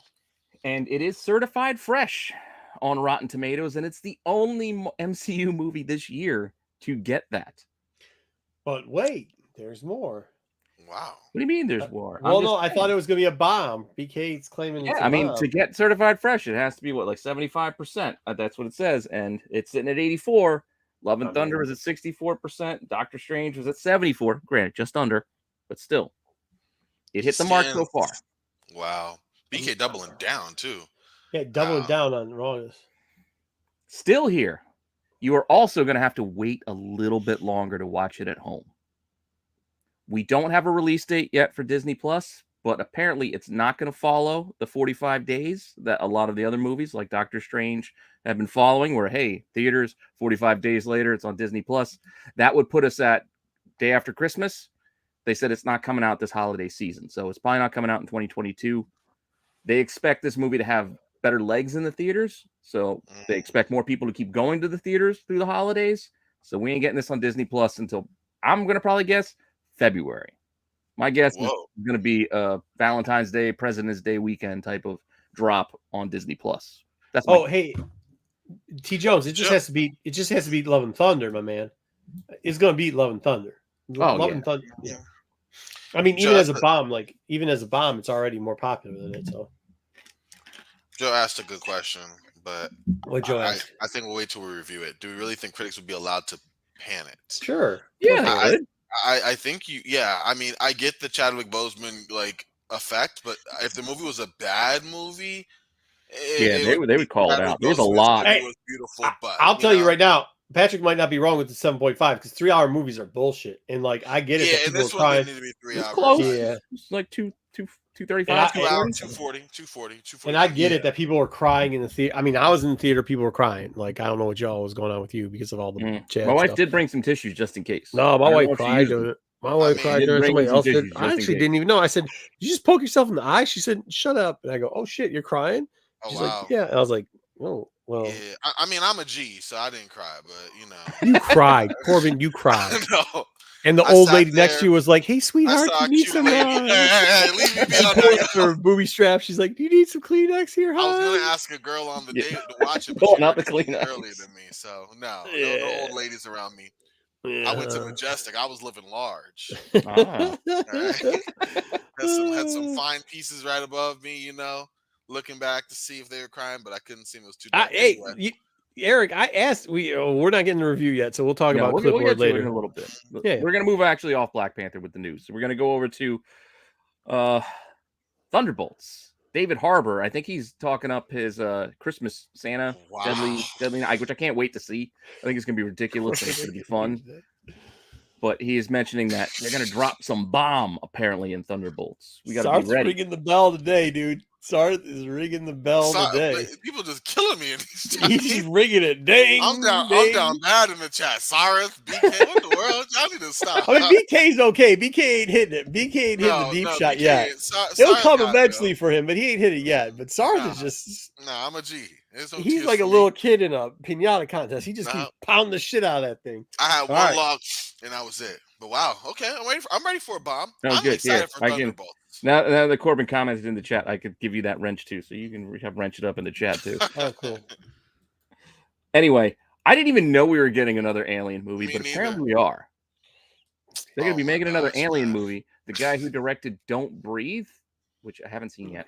I know it's an old horror movie with the bad guy from Avatar, Ike Stanton from Tombstone, and then I don't know who this girl is, but apparently she's going to be our new like Ripley type, our female lead to fight the aliens, because that's what we get with the Alien franchise. That's a lot of eye makeup she's got going on there, huh? Mm-hmm. It's going to scare the alien away. Don't worry. Okay. So Kaylee Spinay, I don't know, whatever. But we're apparently getting something. I think they might even start moving on it next year. So don't know where it'll end up though. Another movie I had no idea they were actually even talking about making, but apparently they're not making anymore, is Margot Robbie had a female-led Pirates of the Caribbean spinoff that for fuck's sake, I completely didn't know this was a thing. I'm just surprised the female-led Pirates of the Caribbean isn't moving forward. Like, I thought it already was, but who used to be in charge of it? I'm being sarcastic. We didn't ask for it. So we didn't ask for it. I didn't even know we were getting it, but now we're not getting it. So the movie no one asked for isn't coming out. Damn, wow. Even Jedi's fucking throwing shade. Damn. Wait, what? What did he? Oh wow. Wow. Yeah, from Ghostbusters, right? I'm done. Is that who Joe's referencing? I think so. Yeah. I thought that guy was Joe. But yeah. Ghostbusters. Yeah. Wow. JJE2. Anyway. All right. Well, getting to our Black Adam. Bad news for Black Adam. It's unlikely to turn a profit. So we This is probably are not not what we getting need to another hear. one. Oh damn! No, damn it! I wanted They're, DC to they're do throwing good. it out there that it's made 150 so far, 350 global, but it cost them almost 200 to make. And if you know how advertising works, you know how many advertisements you saw for this movie, they probably spent the same on advertising. So they're probably all in, as they say, like 400. They probably ain't getting that back. Shoot. She looks like Johnny Depp. But that sucks. I mean, honestly, it wasn't. Johnny Depp's kid does have a show coming to HBO Max. I just saw it today. It's not in Corbin, the you news. better go run out and watch this a couple times. Margot, I still got to see it. We still haven't seen it. My son wants to see it, but we haven't gotten around to it. Me too. I haven't seen it. Yeah. So you're both part of the problem. Hey, Black Panther was more important. Black Panther was more important one. Black Adam, I felt like it did one of those things where it did so much promotion. I felt like I saw the movie. Black Panther. No, here's another thing. I said this was a D character, and you said, "Come on," and I said, "No, it really is a D character." No, that's part of the problem with it. That's part of the problem with it. It is. Mm-hmm. I mean, if this movie just turned the smallest bit of profit, that would have been great. And unfortunately, it didn't. Now I'm gonna go buy 5 tickets and not go watch it because I'm just gonna try to support this so it doesn't go. You know what? I should do that. I got my AMC Plus pass. Marco, I can just buy a ticket and just not go. Yeah. I'll give you the info for my theater down here. Hook me up. I'll bring a lady friend. And, you want it? Yeah, I'll buy you a couple tickets, man. You could just VIP walking in, dude. That's the way I'll hook you up, bro. We're gonna stick with Warner Brothers. Whatever you need, send me the info, bro. Appreciate you. No problem, man. Whatever you need. Sticking with Warner Brothers. I'm not buying you extra popcorn, though. That's how I get the ladies in, Marco. Don't you? Yeah, I know you. You're one of those dudes that cut a hole in the bottom of it. I'm not playing that game, dude. No. Pete, sorry. I'm sorry. It's all right. It's all right. As long as you're a referencing Diner, Mickey Rourke Pete. and Diner with the hole in the bottom of the popcorn, then you're all right. If listen, in general talking about it, that's not as fun. Anyway. Diner's an excellent movie, by the way. Jeez, Pete. Anyway, right, sorry, Pete. You keep Warner Brothers. The only thing popping tonight. Well, anyway, yeah. They want to do Harry Potter and the Cursed Child as a 2-part movie because the Fantastic Beasts franchise died on the vine. Yep, with that trailer. I don't think this is a good idea, nor do I think this should happen. Hopefully it doesn't, because it was written as a play. I don't want movies made out of it, nor do I think any of the stars want to come back. Like, they've done their best to distance themselves from being Hermione Granger and Harry Potter. Like, Daniel Radcliffe was Weird Al Yankovic, for God's sakes. He does not want to be Harry Potter anymore. Yeah, that check will tell him something separate. The check will, yeah, you're right. I would just rather they take a break on Harry Potter altogether. Also, I wish we could block Joe for a little bit. That was too much. DC slander that much, 85%. DC is a storied legacy, Joe. He's a member. I loved Electric Boogaloo. Hey, hold on now. He's a member. We don't block members. If we did, being funny. No, you guys also realize Breaking 1 and Breaking 2 were both released the same year. They filmed the sequel and got it out the same year as the original. That's how quickly they turned Boogaloo around. Vinny, I agree. That's kind of what some of our thing was with Marvel. Hold on. That was kind of I was trying to get rid of it, and you were talking about that was kind of like our thing with Marvel earlier. Like, I don't want to see first cameo up. I want, like, it takes away from the good stories, and like, you can't get the good story. Even though somebody criticized, man, I should have got it because we were supposed to do it. Whoever that was, that gave us the thing like, you don't read every Black Panther book, so you shouldn't be ranking Black Panther stuff. Like, cool, bro. You're that guy. Give you the star. I'll find out what your name is later. We can put your comment up there. But like, no, I agree. Like, I like reading the books. I like reading good storylines, or at least ones that I like. And I think it does take away sometimes from that with all the Hollywood or the pumping on it too. Yep, I agree. Vinny, good to see you, by the way. All right. Lopez, I don't know how you mean she's overrated, but I probably disagree. Moving on, John Wick. This was my half-assed attempt of don't worry about the headline. It's just John Wick 4 trailer. You guys ready? I'm ready. Oh, it's amazing. That looks so good. Absolutely. Yeah. 100%. When I saw it, I was like, oh shit, let's go. Like, it's only March. It's not that far. No, but like, away. Dude, like like what went on in that when he's just like, yeah, I'm gonna need a gun. Like, you're like, oh shit, we're gonna have the showdown. Yeah, I got a duel. And then they were like, oh, your family's part. Like, you got Yen. Yeah. Oof. So Oh, Donnie excited. Yen. Oof. Yeah. Donnie Yen, as Marv says. Yeah. And I Yeah. don't know I'm who always Donnie a Yen sucker is, for like Japanese. He was the culture. I'm blind not gonna lie, Jedi, the I'm a blind sucker for, Jedi like, guy that in the style. temple in Rogue One. Yep. The Yep. blind one. With Oh the staff. yeah. That's Yeah, Donnie okay. Yen. With the Force, and the Force is one. Dude, Yeah. Joe hit me up. He's like, yeah. Hitman. he just goes, he goes trailer. I said, I saw it already 3 times, bro. Let's go. Like, I know. I'm trying to relay it to Marco where he would get it. So I got that. Hitman, Now I know who you're talking yeah, about. Yeah, right. thank you. I appreciate it. See, he speaks my language. At least Dub knows what you I'm got to learning. reference. I'm learning. Yeah. Okay, now I'm going to start testing you guys to see if we do want these things. I know we want John Wick 4. That's John Wick an 4, easy. 100%. Bring it. Shazam 2, Gonna watch it absolutely. 100 times. Do we want a Streets No. of Rage No. movie Nope. Definitely not. No. Wait, No. from Lion Gates? from Lionsgate? Absolutely. The guys who Straight made to John video. Wick, Straight like, to video. I Italian do want this. little dude. You know Straight to what? video. Say what you want about Lionsgate. It's low budget at all times. Love it. The Punisher stuff they did. What else did Lionsgate do? Anything Lionsgate did. All the Yeah. Tyler Perry movies. What movies? I missed I out said on all those. the Tyler Perry I movies. gotta tell you, I Oh. hadn't watched any of the Tyler Perry movies, They do, mostly they do because Power Rangers? No. it bothered me that a guy I didn't know was putting his name in front of the movie before I knew who he was. Hey, that's fair. I You know what I'm totally get saying? that. It's like, I do. what was it? Double Dragon was a masterpiece. Was it Lee Why Daniels, not? the Oh, butler? they- I'm like, I don't know who Lee they did Daniels is. Power Why is he Rangers putting his too. name in front of the butler? Tyler No, Perry. go back.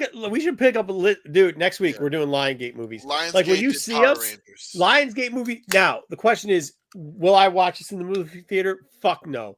Will I watch it when it replays 80,000 times on FX? Yes, sir. Yes, you Maybe. Every Will single depend. time. Just because you don't know it's going to be any good. We hope it's going to be good. It doesn't matter. Yeah. No, this movie shouldn't be good. I know it shouldn't be good, but this- you're not going to No. rewatch like the Jean-Claude Van Damme Street Fighter over and over again because that was Yeah, I mean legit that's what bad. this is. That's what I want. This better be Jean-Claude Van Damme Street Fighter. No, you want it to be, you want it to be Double Impact bad, not Street Fighter bad. Dude, they tried. Look, man, they tried to make that Mortal Kombat a legit movie last year. Nobody watched it. People watched want it. some bits. That I yeah, I liked. mean, I watched it, but nobody watched it. I liked Oh, it anyway. yeah. I was gonna Okay. say some of the movies, but yeah, let's just talk about it. Yeah, next it'll week. be bad good. Yep. Yeah, it'll All be right, bad here good. we go. I'm really going to test you guys with this one. Okay. Do you want this? Half-Baked 2. No. What is Half Baked 1 about? Oh my God, you're Oh. so young. How have you? No. Oh, no What? shot. No shot. What? No, I'm not You. talking to you, dude. You're Oh, cool. okay. Fuck you. I I'm need out. a back. Fuck you, Captain I'm says out. I need a bacchiotomy.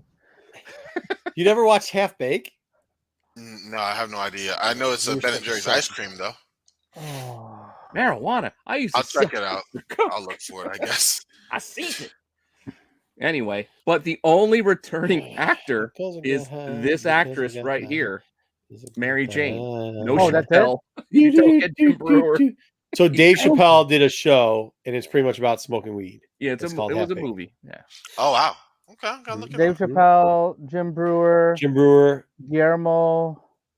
It's dumb, dude. Corbin, it's so stupid. It's funty. Oh, like what was it's that? just so Harlan- stupid. Oh, good. Harlan This Williams. Is that woman. his name? Harlan Williams is the You other might guy not in get it though, jail? because it had a lot of like late 80s, early 90s, weed 90s, culture stuff yeah, in it. Oh, for real? Okay. Yeah. Yeah, it's just for laughs. It's not. Yeah, I But was still. in college when I I'm gonna watched check it it. out, It yeah. was hilarious. Do we need the sequel? No, I finally saw No. the trailer for No. House Party, the remake for House Party, and it actually does. Oh, they're make- not remaking House Party, are they? Yeah, but it's not the same. It's not. They're not trying to do the same thing. It has what LeBron wasn't the James dad? in it. Who's the dad in that? Wasn't the Oh, that dad? was What's his name? Robin Baby Williams? Kids. Robin Harris. Robin Harris. Yeah, it was Robin Yeah, he Harris. Baby passed away Kid. ages ago. Oh, yeah. No, man, that guy was way too funny. He was great though. Love me. We don't Baby's die. We multiple. Baby's dude. Baby's kid. Oh shit, baby's kid. kid. I know. We don't die. How many Look. kids you got, dude? Baby's Kids. Corbin, don't tell me you've never heard of Baby's Kids before. I've heard of it. All right. Well, you don't need to I've watch heard the of part. They made an animated like movie. You don't need to watch Heard that. that. Didn't watch just it, need to but I watch heard of it. Yeah. Robin Harris's stand up. You got about yeah, Baby that Kids. yeah, his stand up YouTube about that. Baby Kids is full of it. They made it into a cartoon. Oh man, it's funny too. Yeah, he was fantastic. He was great in House Party too. But no, the movie is like completely different. It's like two kids basically take over LeBron's house. like He's actual young. LeBron James and throw a party at his house. Bro, It's not you can't really say that. anything He's like young. the other one. Yeah. Okay. I know. I saw the trailer for the second one. I haven't seen the first one before, but I assume. Oh, that's right. That's what I was saying with the Coke Jerome. line. Saget was another one. Can't say Baby's that, Kid though. is S tier, dude. Oh my god, that was so fucking. And Baby's Kids. Dude, there's All so right, many. we're gonna get You'll over to hear so many streaming and jokes TV. now they're taking off of that. Like the people that do the McDonald's, like this guy only brought McDonald's for his kid to the girl. Like that's a rip off of a Baby's Kids thing. Like he really? literally took that off of Baby's Kids thing. Yeah. Like I got paid for all these broke ass kids to get to. Yeah, like dude, it's Robin Harris was fucking hilarious, and then when you see everything he did, he's fucking hilarious. Yeah, wow. Died way too young. He wrote Raw. He also wrote. Oh man, he wrote. Yeah, Raw. he was in with Eddie. He was in with Eddie. He wrote Beverly Hills Cop, some of the stuff with him with the Wayne brother. He wrote a lot of the Wayne stuff too with what's the older Wayne brother again? Is it Damien? No, Keenan Ivory. Keenan Ivory. A lot of stuff with Ivory's Keenan and Damon. oldest. Yeah, And then Damon. he wrote a lot of stuff with them too. Yeah, I mean, Robin Harris is funny. He was just like in that era, he was kind of fat and like chubbier and wore like a polo and like had he had almost a Friar Tuck going on, like really early on. So like when you looked at him, he wasn't like, back then you had to have a certain type of look to be a comedian, and he didn't have it. So he'd do a lot of writing and shit. No, he did some stand up that was funny. It was good. He was funny. Okay. I know, Jerome. I hear you, bro. All right, so we can get to our TV stuff. Andor is going to be the first Disney Plus Star Wars show that's going to air on TV and Hulu. Wow. Actually, to show Andor on TV, which hopefully brings more viewers because Andor is fantastic. I wasn't there Sunday, but Andor is fantastic. Oh, we converted people like as much as Dub's giving George shit about it. He got converted. So did a bunch of other people. Like this is kind of what we've been asking for, and it's doing well. So I'm watching it. I'm can't wait for it every Wednesday. Right, watch good show today. We're going to talk about it Sunday, but so how do you feel about the fact that they're bringing it to network television? I don't think that'll hurt. No, I want more eyes because again, my wife likes Star Wars, and I couldn't get her to sit down to watch it with me yet. She's like, "I'll get to it." Like, hopefully, this is the impetus that gets her to watch it because I know she'll. Well, I also was talking about this too. Like the long-term plan for Star Wars is finally get away from the Star Wars saga, and this has proven that they can do it. Yeah, this has gone so well. Yeah, get away from Star Wars fans that you can it's always about expanding the universe. I think the best thing for Star Wars, you don't have to cut off the Skywalkers or Clone Wars or anything like that. That's fine. They don't have but like expand the universe. Like we've been asking and promised the expansion of the universe. This is the first step of expansion of the universe, and it works so well. It's so cool. Like it's so well done. It is. This show was what 42 minutes this week. I was like, it's over already. Yeah, I'm with you. I was like, I haven't seen today's episode, but I will tell you that Mandalorian, like a lot of us, Mandalorian brought me back to Star Wars after I don't even want to mention the trilogy. It's all right. Ruben's not here. It brought me back, and this is better. This is the best Star Wars. What Lopez just said, in my opinion, I don't know if it's in any media, but this is definitely the best Star Wars thing in a long time that I've seen. The best thing since Empire for me. I think that they screwed up. That's not hyperbole. I think they screwed up Mandalorian because they tried to bring too many aspects of the Skywalker saga back. Yeah, they tried to do too much fan service, and where this one is just like we're gonna teach you what good. Like this reminds me so much. I keep saying it. Like I always tell people you should either read or listen to the novels, and people are like, "Oh, I don't read," and that sounds boring. It's a lot of time. I get that, but like this is the stuff of Star Wars where like you see these the universe expanding, and it's so. I promise you, it's so good. It's so good, and I guess that's what my plea with Andor was, and people are loving it now. So, all right, go ahead. Be on ABC next week, FX on Thursday, on Thanksgiving. You didn't miss anything, on Friday, and then hitting Hulu. Yeah, good. Wow. I think it should just that'd be awesome. The first 2 episodes, though, right? Yeah, just the first 2 episodes. Not even the third. I thought they would do 3. They do the first arc. Well, they're trying to get you to go to Disney Plus to watch the third one. So I don't know if I think that's a brilliant idea. Maybe it is, but I think the 3. They should have done the 3 because it times out to be a movie. Right. It times out to be a movie, and I think it really sets up the rest of the series. That first arc, once he ends, the way it ends. Yeah. Anyway, I'll wait till they give the same treatment to She-Hulk. See, Three Rivers says that he almost gave up after episode 3. yeah, I'll admit it was slow going. I didn't mind the slow burn. I know everybody keeps slow burn. That's a dirty word. It's too slow, but I like it. I don't think All it I was. know I is think, well, once again, I don't think it was a slow works. burn. I thought it was just storytelling. I mean, Yeah. I guess that's kind of why I said from the beginning is like, I hear everybody saying slow burn, and I'm not like, whatever, slow There was burn. so but, much like, new stuff. They had to set up the story. They had to give us exactly like the intro to the story. So much then they start- exposition. Yeah. Yeah, we needed was it. really Though. We good. needed every bit of it. Yeah, so you can feel for the characters, Right. and when they die, it means something. When Right.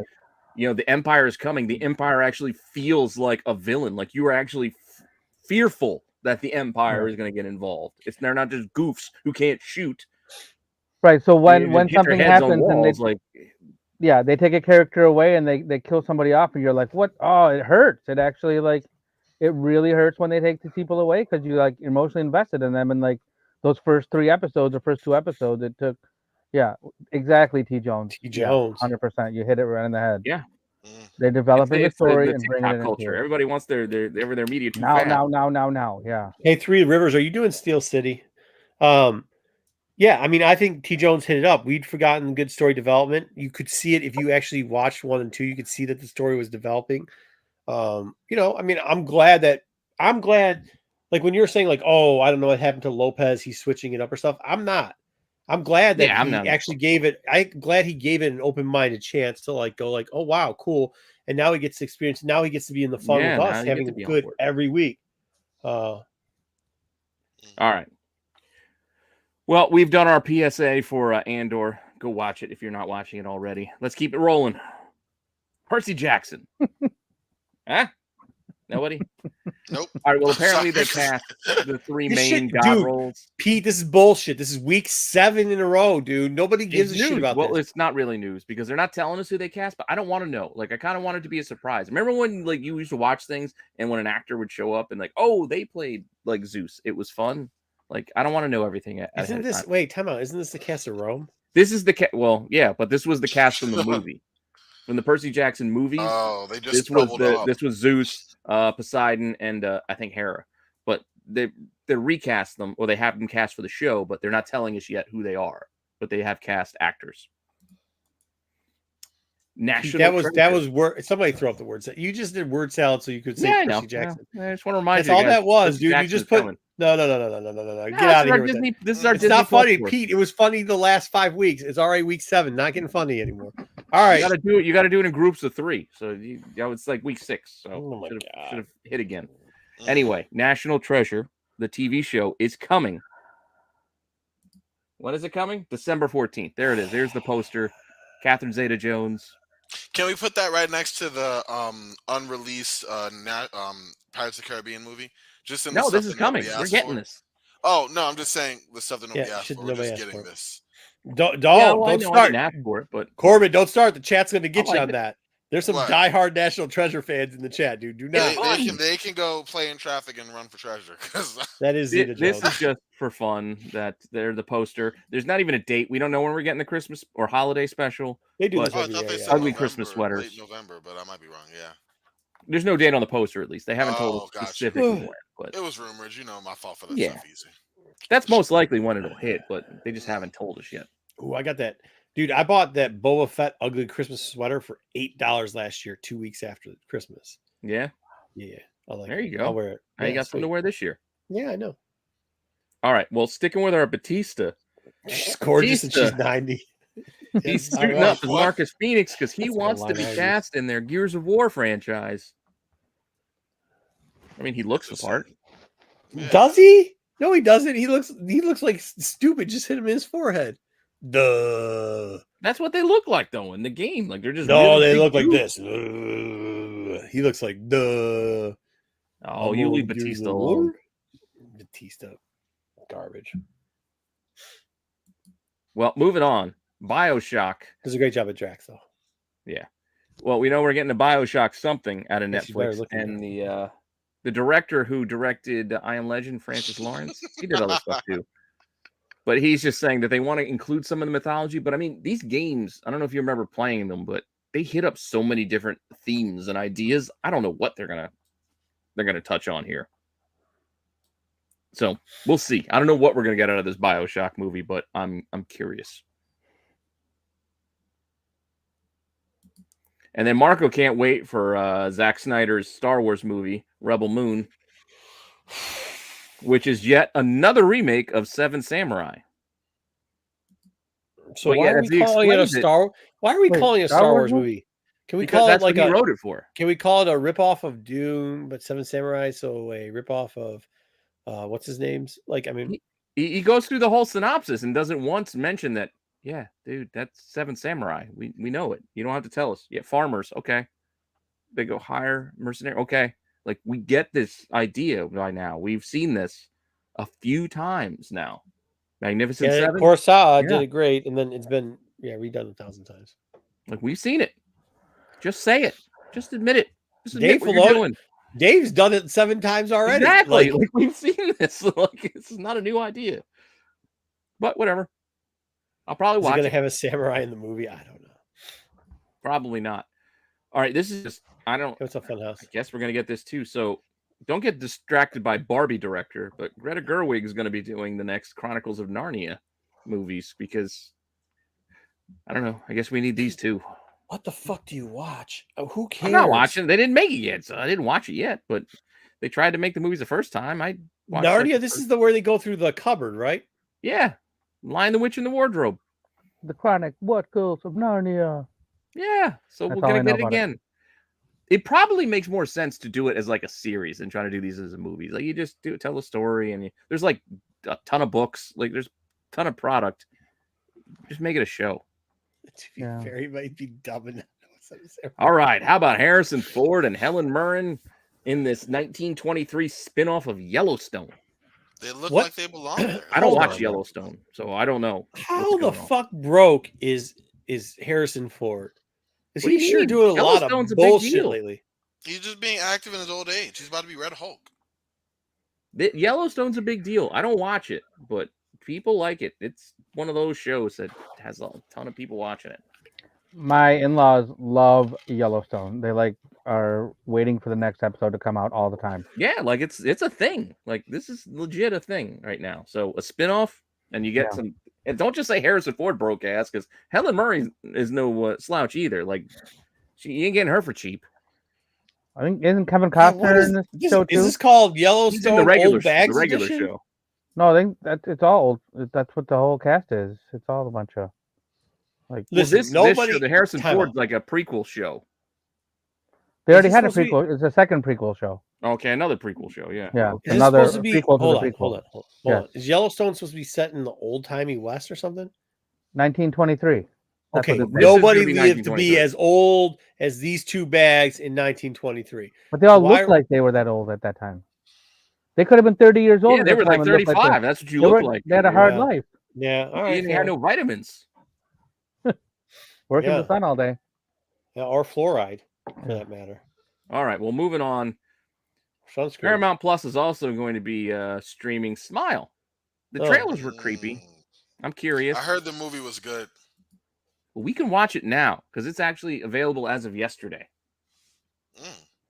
So if you have Paramount Plus, I do. I check it out when I have free time. That link. Yeah, I feel it. I'm gonna look into it because send you the login.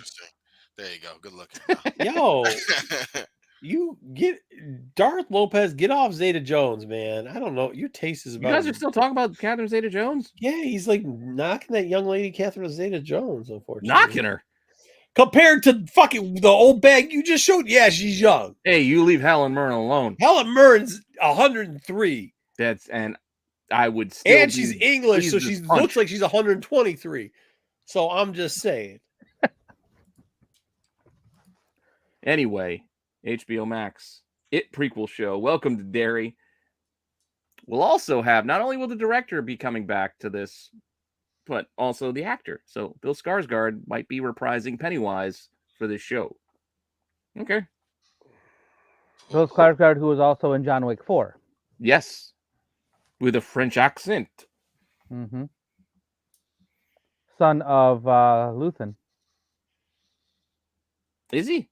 Isn't that Skellen I'm not Skarsgård, sure. his dad? There's so many like the scars got like I don't Maybe know. it's an uncle. They might be. There's that one, and then there's the tall one that was on True Blood, Yeah, that was Bill's brother, I think. and then there's the one who's not related, who was the bad guy in Peter Skarsgård, but it's because it's spelled differently. Who was in Green Lantern? Who's not related to them? It gets Not related to confusing. any of them. Yeah. No, yes. But let's get on to the comics so we can get through the news. Not yet. We got the biggest TV news. Oh yeah. What we got? Yeah, I don't know. I mean, it's not there. You know, it was so big we couldn't put it there. But if you were a fan of the CW, DC shows, and honestly, how could you not be? I need the screen for this. I'm sorry. Let me take control. Oh, give him the screen. Give him the screen. Let him take it. Let me Oh. take control. All right. Listen, all you fans in the chat, we know how y'all loved, Supergirl, Legends of Tomorrow, especially Batwoman. If you were a big Batwoman fan, like myself, you'll be happy to know that for Flash, There wasn't any season Batman. 9. Yeah, What? all 10 of you. Yeah, that's why the show got canceled. One too many of them. We tried to save Batwoman, remember? It failed. It's all good because guess what? She's coming back in The Flash season 9. Apparently, the actress Javacia Leslie is playing both Batwoman and Red Death. So if you read your, How could she be Red Death? Batman- Red Death is Batman. Exactly, but in this she's Batwoman. It's gonna be horrible, but As long as I can sell them fucking Red Death, the dark metal Red Death books I've been sitting on, I don't give a shit. Let it go. There you go. There you go. For the community, baby. All right, I'm out. That is not for the community. There's none of that nonsense is for the community. That was a bunch of this gibberish. Oh, that's great. Word salad. Word salad. No one cares. No one cares. Come Nobody on, cares. chat. Show me some love. Y'all know how it is out here. DC Batwoman all day, baby. No, nobody's repping that. I've never even seen that. What? Represent. No. Oh man. Okay. Well, AOA, where you been, bud? We've been missing you, bud. No, he didn't. All right, Pete. I'm didn't done. stop. I took the floor. I appreciate it. We're good. All right, we're good. I got the All word right. salad out there. That's fine. It gave me a chance to go take a little relief break because I realized I got to run everything, so I don't get a break. Oh yeah, I don't have anything to run. I'm part-time Marco here. I'm David Lee Part-time. Roth. The girls just come to see me. That's it, dude. That's all I'm saying. Oh wow. The Part-time chat's Marco. sorry. All right, Today. I'll be Eddie Van Halen. That's fine. That's fine. We'll Everybody hit up likes the comics Roth. here. Hey, look, he partied harder. All right, we missed it last week because I think of the timing. We didn't mention that Kevin O'Neill also passed away last week because I think it was on Wednesday, but I think it was a little bit later that I found out. So He was wasn't he the what's the heck the name thing? The submarine guy and all that? the co-creator, League of Extraordinary Gentlemen. Yeah, the League of co-creator with Extraordinary Alan Moore. Gentlemen, yeah. Oh yeah, right there. Maybe Yep. I should look at the screen. Yeah, British art. So you got like all the Judge Dredd Old. stuff, I mean, like- old people die. That's how Well, it it works. happens. But yes, still, but you know. still, yeah. I mean, you expect it. The end, thanks. The end is for all, but it still But sucks to he- see someone. Hey, Cherokee. All right, what we have all been waiting eagerly for. We all needed that Cosmic Ghost Rider solo series, right? I don't know if it's a mini All these books. or what, but That's what it hey, get your Thanos 13s out. Now's the time. There you go. Where's that Albuquerque variant these days? Kirky. Nobody likes Kirky. I don't know, but it is what it is. I wonder if Cates is going to write it or if it's going to be somebody else. Probably some. I mean, I don't know. That's a good question. Oh, Yeah, maybe yeah, Cates. I don't Kate's know. on right now. What else is Yeah, Cates? Yeah, that's what I was about to say. What's he writing right now? Is he doing Hulk? I think he is right. So he's gonna go back through the rotation. Gonna go. I mean, do he's a done little it bit before. He's in the Marvel We go House back to of the beginning. Ideas. House of Ideas and retread titles. Oh yeah. All right. This sells better headline than made no DC. sense. Was it a secret that Green Goblin was the Gold Goblin? Because I thought that's what the whole thing was. So the outing as a headline seemed weird to me. Yeah, honestly, it's all. Because I didn't read this. I didn't go to weird. the shop, so I didn't get this book today. Yet, so I didn't read this one yet. My shop didn't Not get that this I'm book. buying it. Lopez, it's not a rivalry that the other side doesn't know about. Didn't you hear me last week? Wait, what? He says, Wayseeker, our rivalry's over. Wayseeker doesn't have a rivalry with Lopez. Nobody even knew they had a rivalry. Like, what? That ain't a rivalry. All right. This is I stupid. think it was really just more about whether like Norman Osborn They control is you still The people in Green the Goblin Marvel while universe even- now know that Osborn Yeah. is. Like Oh. I think they knew he was like Gold Goblin, at least we did, but they were still wondering was he still Green Goblin. That's what number 1 kind of explores. It has a lot of the death of Gwen Stacy all throughout that book. That's like the only review I'll give about it. Gold Goblin nonsense. So I don't like it. It looks like a yellow Power Ranger on a glider, in my opinion. I could you know, care Like less. a great It's value like Power time. Ranger. Huh? Not even a real Power Ranger. It's like a great value Power Ranger. Exactly. Exactly. It's just it's not even morphin time. It's just time. You got your Yeah, Bobo right, Power like- Rangers out Yeah. there. They call themselves Go Gadget. You know. Green Goblin looking old as shit there too. All right. Yeah, I mean, so, the dude is like, it's crazy. a fan favorite MCU character is going to make their comics debut in Scarlet Witch. Do you guys know who it is? Darcy? Or do you want to take guesses? I already knew, unfortunately. A fan favorite? Well, yeah, from the Thor movies. I thought it was going to be Catherine Hahn. I thought it was going to be, with Agatha. I'm Like, I glad thought it it's was gonna be- not though, because this person. But she's already in the comics, so it didn't really work. But that was And one of my she- first. Remember I said we were not going to mute members? Darth Lopez might be getting a mute. All right. But yeah, Darcy is going to be hit the comics now. Oh, he tried to come for you. You said save your lane, Marco. See, I'm an instigator. Should I mute him or what should I do? Yeah. Darcy You can't Lay. tell him what to do. Lewis. So is this the first appearance of Darcy? This or will is be it- the first Yeah, appearance it because will she be. didn't exist in the comics until now. Does anybody really Darcy. care? Jugs. I Not mean, really. I like the chick that plays her. I but I'm like not her. trying- Yeah. I mean, I like her less now that she's married. Although, congratulations to her for that. She got married? Yep. She Or does seem engaged. like she'd be a little bit Eh, crazy. it's all right. There we go. Hitting up some DC for you DC fans. So Batman does get a new suit, and there. Oh, that's the first article time in that's CBR ever was happened saying before. There should be a toy. This is big news, Marco. Okay. I don't disagree. This would be kind of a cool toy, Oh, like he a little changed that. fireman sort of version of Batman. Wait, it's is orange? this for shit? Hey, Yeah. that's cool. That's art right there. What- Hey, whoa, can we whoa. enlarge that Batman panel? is vengeance. Batman is a knight, and he's gonna have bright orange on him Well, there's a Listen, fire listen. suit. It's to- scuba It's a gear. fire Mr. Freeze. and scuba gear. Yeah, well, Exactly. because they smoke. You Gotta can't avoid see smoke with- inhalation. with all the smoke and stuff that be where Batman's fighting the elements, you wouldn't be able to see him anyway. You know, be a blur of orange. With orange laces. I mean, double up. Yeah. You just gotta pick up on putting down here. Like Yeah, and the goggles. You gotta he's have gonna the move goggles. so fast. You're not even gonna see how light that. Corbin? Yeah. I respect you. But But listen, man, we've gone Yeah. through multiple Batman outfits. yes. Kenner has made us hundreds of variations of Batman. Maybe you don't even know what Kenner is, but Kenner made us hundreds of different variations of the Batman outfit in all different colors. Yeah. And so I see this stuff, and all I see is Kenner. This is like McFarlane probably wanted this to make more toys. Yeah. Yeah. That's Probably. it. It's like barbecue. It's like a reverse barbecue. Even from- the article says it's worthy of being an action figure. That's all it they're- is. They're pushing it from the start. Wink, wink. All right. Yeah, I yeah, thought we and covered- Robin gets no protection right away, just like Robin's just out there. Yeah. So thought- Batman's protected from the fire, and Robin's burning. I mean, He looks Batman's like- like, "Did you bring your suit, Robin?" Robin's like, "I forgot. You're I've, lost." but I got 20 bottles of water around my back. Like, what the hell is even on his I'm bat confused belt? by this.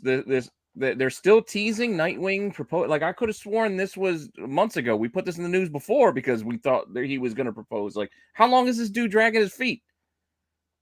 This is like the He's worst still thinking episode about of it. Moonlighting. Commitment He's, like, is a still lot. going on. They're just holding out for issue 100 of Nightwing is what they're doing. It's like 98. Yeah. We got to fucking drag this shit out 2 more months. I And mean, what is she listen, wearing? Like it's a dress, but she's got her cowl on. I don't know. It's What Batgirl does that after even dark. make I don't sense? know what's going on anymore. It looks like DC. cosplayer. Hey. He's wearing a tux though. With We his- should be so lucky. Oh. Okay, Oh, this yes. is all you, Corbin. You tell me what this bad egg's got in the business for us, because I don't Oh, know moist My crystal gosh. penguins. Yeah, it's so I ran into this article earlier and I did not understand. Like I asked the chat, I was like, "Does this make any sense?" It does It's not. It's a new company, obviously new publisher called Bad Egg. And they are. It's weird. Apparently, it's a I guess it's like born of these social media stars who teamed up with this merchandising firm as well as this talent agency firm. They all got together and they said, let's make comics, which bright idea, right? They took this guy, I guess he's known as Penguin Zo, who has 11.7 million followers on YouTube. And he has a big Twitch channel, and he wanted to make a comic book based off of the underground sport slapping. Where two big guys just slap each other. Slap fighting. There you go. This sounds like the Ultimate Warrior's pitch for his comic book. Go ahead. Yep. He was talking to a friend about a friend was like, hey, basically they're talking about Star Wars. And the friend was like, I'm not really a fan of the Star Wars universe. I want to make my own universe. And the other guy's like, let's make our own universe and make it the slapping universe. And boom, this is God Slap was born. They've all come together. They have a lot of capital behind it. It's a cyberpunk universe apparently where it's like sci-fi and over the top, and these people have different slaps. So some can have super strength slaps, and some can slap through time. And one is like a Superman of the world, and they just kind of go all over. And I'm explaining this. If it sounds ridiculous, it is ridiculous. Okay. But I guess they're gonna have like some manga elements into it and some Dragon Ball Z type thing.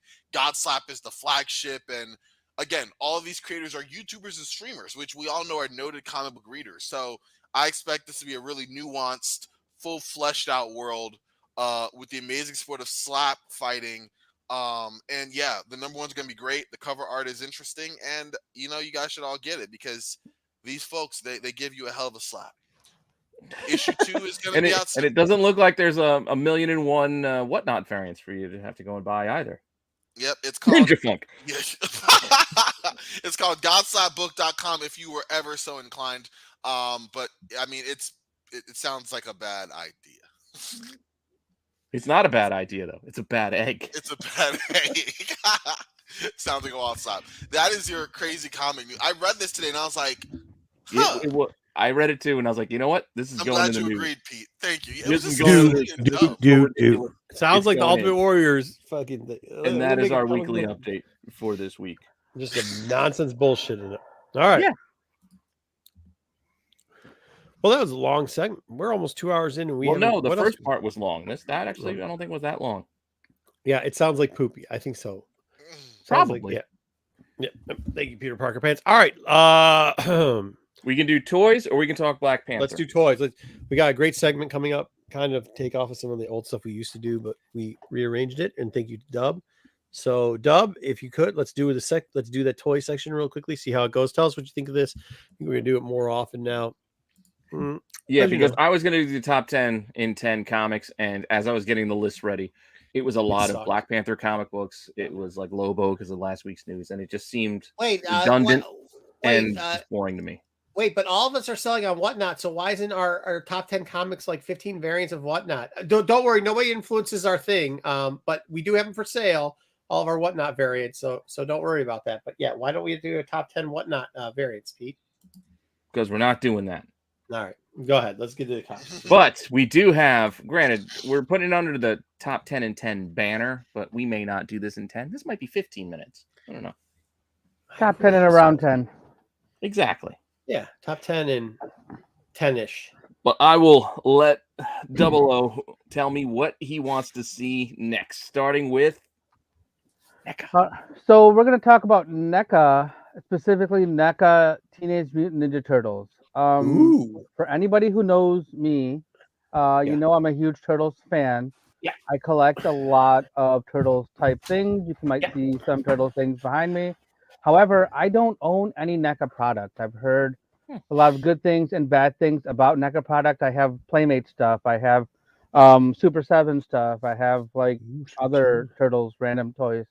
But NECA was something that I've always been interested in. So I did a little bit of a research to see what is good. So let's just talk about NECA really quick. It stands for National Entertainment Collectibles Association. They're based out of New Jersey. They make collectibles. They have tons of licenses. Yeah, out of New Jersey. Huge license. They have a lot of licenses from films, video games, sports, music, television. Founded in 1996. So their licenses.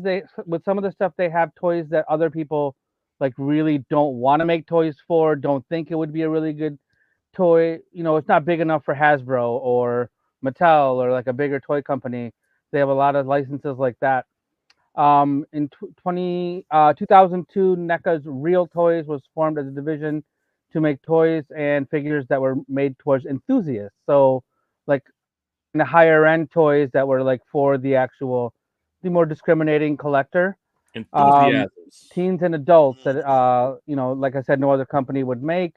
But they also own Kid Robot, which is like a premium vinyl toys. Whiz Kids, which is like the HeroClix stuff, and Joseph Enterprises, which I have no idea what that is.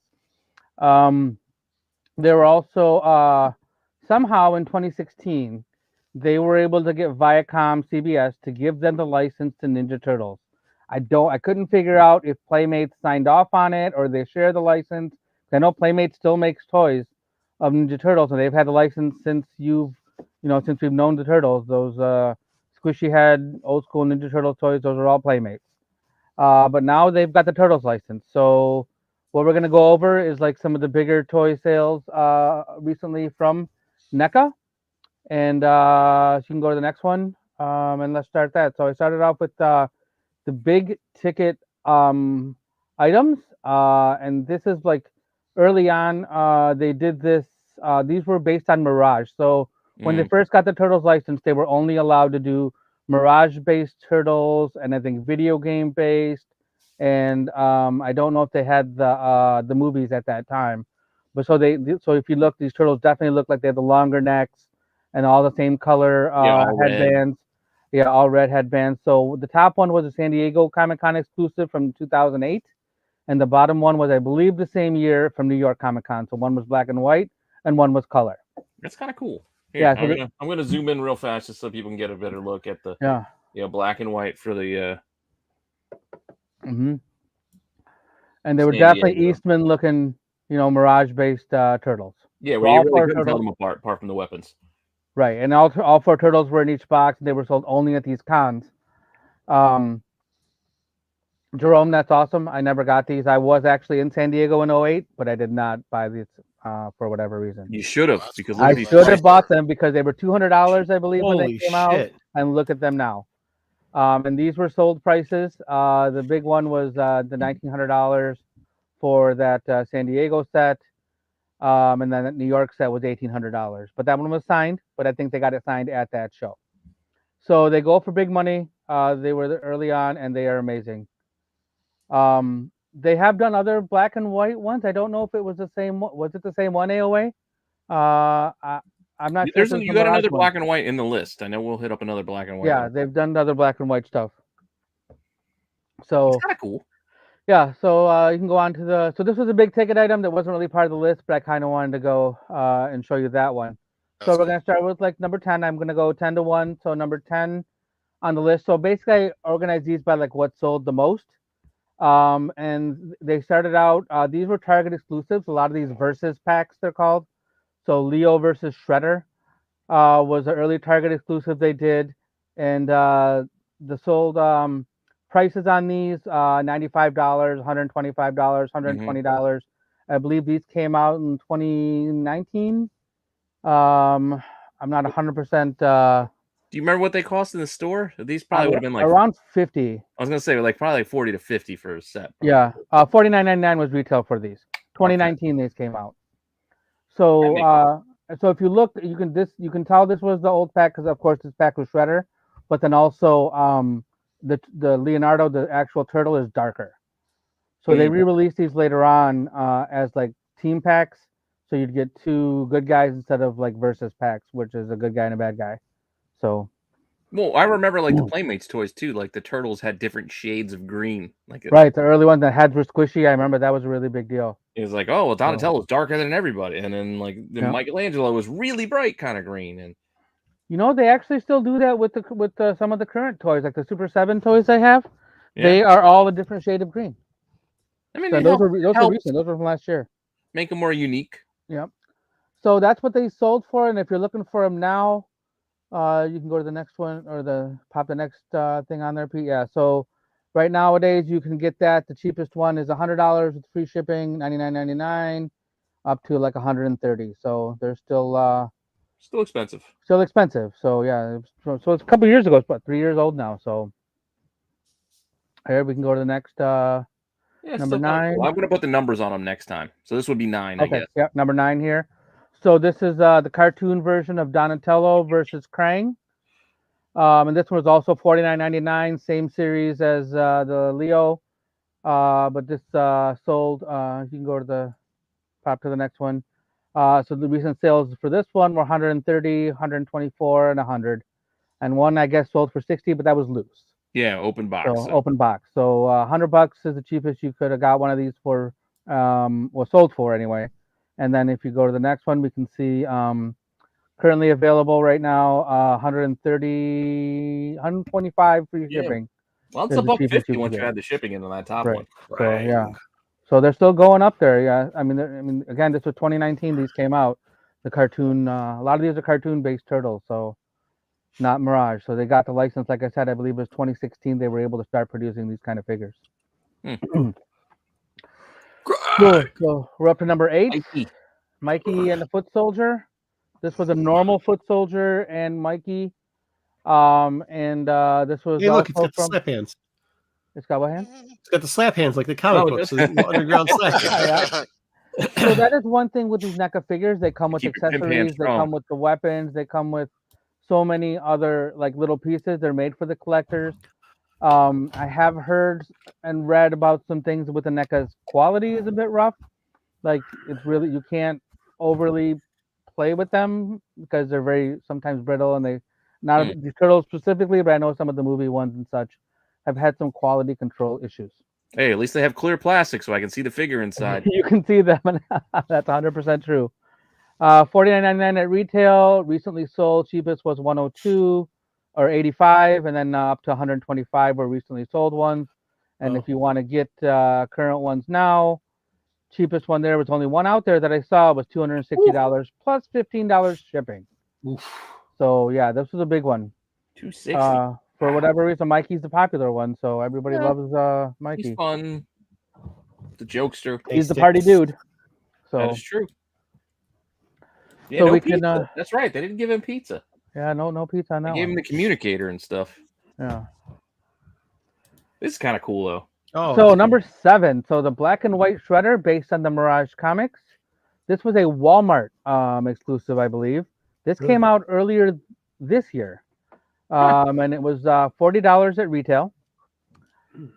Recent sales went anywhere from 45 to 200. I don't know if that 200 one is legit. Oh, it's autographed. Okay, so yeah, so maybe it was legit. So it was signed.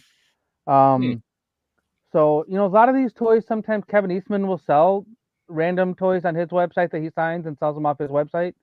So it's possible it came from there as well, or maybe somebody just met him at a con and had him sign it. That's weird to me sometimes when creators buy stuff, because it was Arthur Sudam like bought a comic off of me. Yeah, they buy it because they can't get it. I was like, hey guys, I told you, like, you would believe how many copies. Yeah, he doesn't keep Daggett's comics. We always talk about him. Yeah, every time he's at a show with them, he just buys stacks of his own comics, his own books. Like I'm like, yeah, Daggett's like, yeah, he's got me. Yeah, like. If you hadn't told me, I would have been like, dude, I'm going to refund your money. I don't care. I'll give it to you. It's yours. So if you're looking for this one now, you can buy one for $65 plus $750 shipping. Some of this somebody $65, $70. I still need this one. I have these black and white turtles that mine are Playmates turtles, but this would go really well with those black and white turtles. Gotcha. Most of those were autographs. That makes sense. That makes sense. Yeah, it does say signature edition on the box. Gotcha. Too. Okay. Yeah, I didn't look at every listing. I was well, I mean, it's a lot. Yeah. Lot to go through. All right, we can move on. I'm not sure what number. I lost my numbers. I think we're at like 5, 6, or 6. Channel 6. I think we're at 7. 6. Yeah, 6. So this was an exclusive. I'm not sure exactly where this was available. I may have just NECA's website, but this was a box set.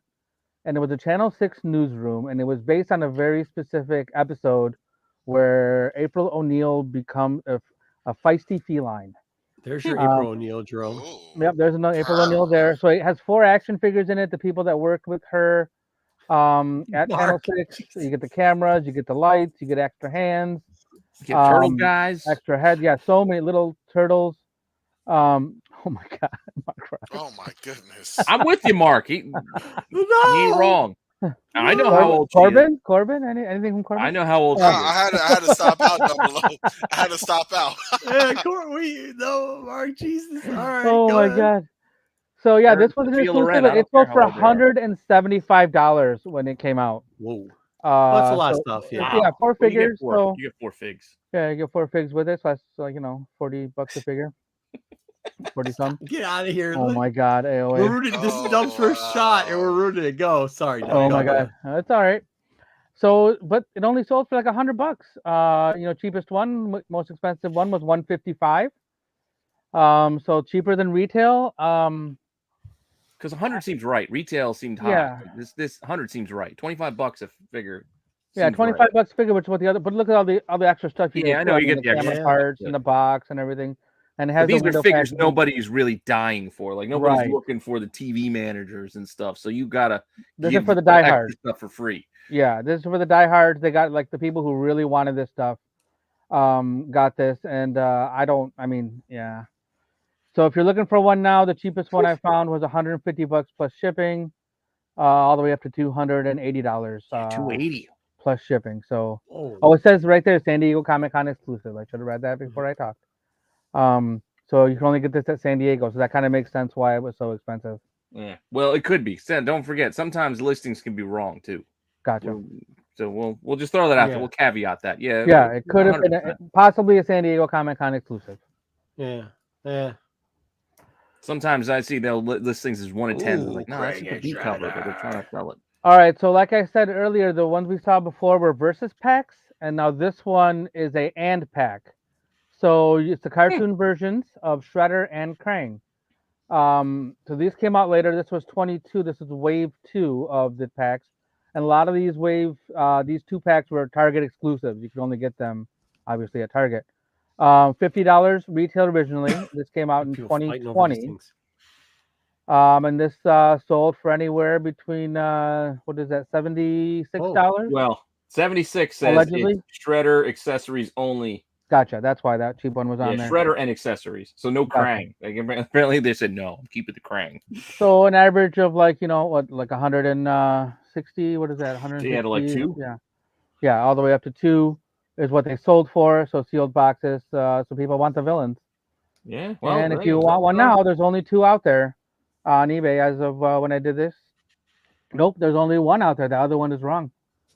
Oh yeah, the other one's the Leo pack. Leo and versus. Yep. So $200 plus shipping is what's going for on eBay right now, or someone's asking for it on eBay. So yeah, asking.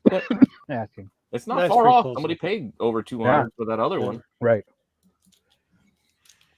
I forget what number we're on now. That's why I got to put. This is the pizza pack. Yeah. Turtles in Disguise. So this is the Turtles, and it's all 4, based on the original Playmates figures that they did like this, where they put the Turtles in disguise, where they try to be humans. So what's ridiculous? It comes with those ugly human faces that like fit over their heads and the hats. And here's where Mikey gets his pizza. But they have alternate turtle heads. They have all those hands, all the weapons. Like so, this is this is a pretty. Box? What's that? A boom box in there. Yep. Boom box in there and all that in a bag of chips. I'll zoom in to show you some of this stuff. The skateboard. Yeah, I mean, there's so much stuff. So it's a pretty big pack. Yeah, look at all these. There's a lot of hands here. So this was also a Target exclusive. Well, it was released at Target. Hair and the tortoise, huh? Last year, 2021. And it retailed for $99.99 when it first came out. So $100. $25 a figure makes sense. Not bad. I mean, if you're into that those figures. So currently it's selling or sold for 156 to anywhere from to 200.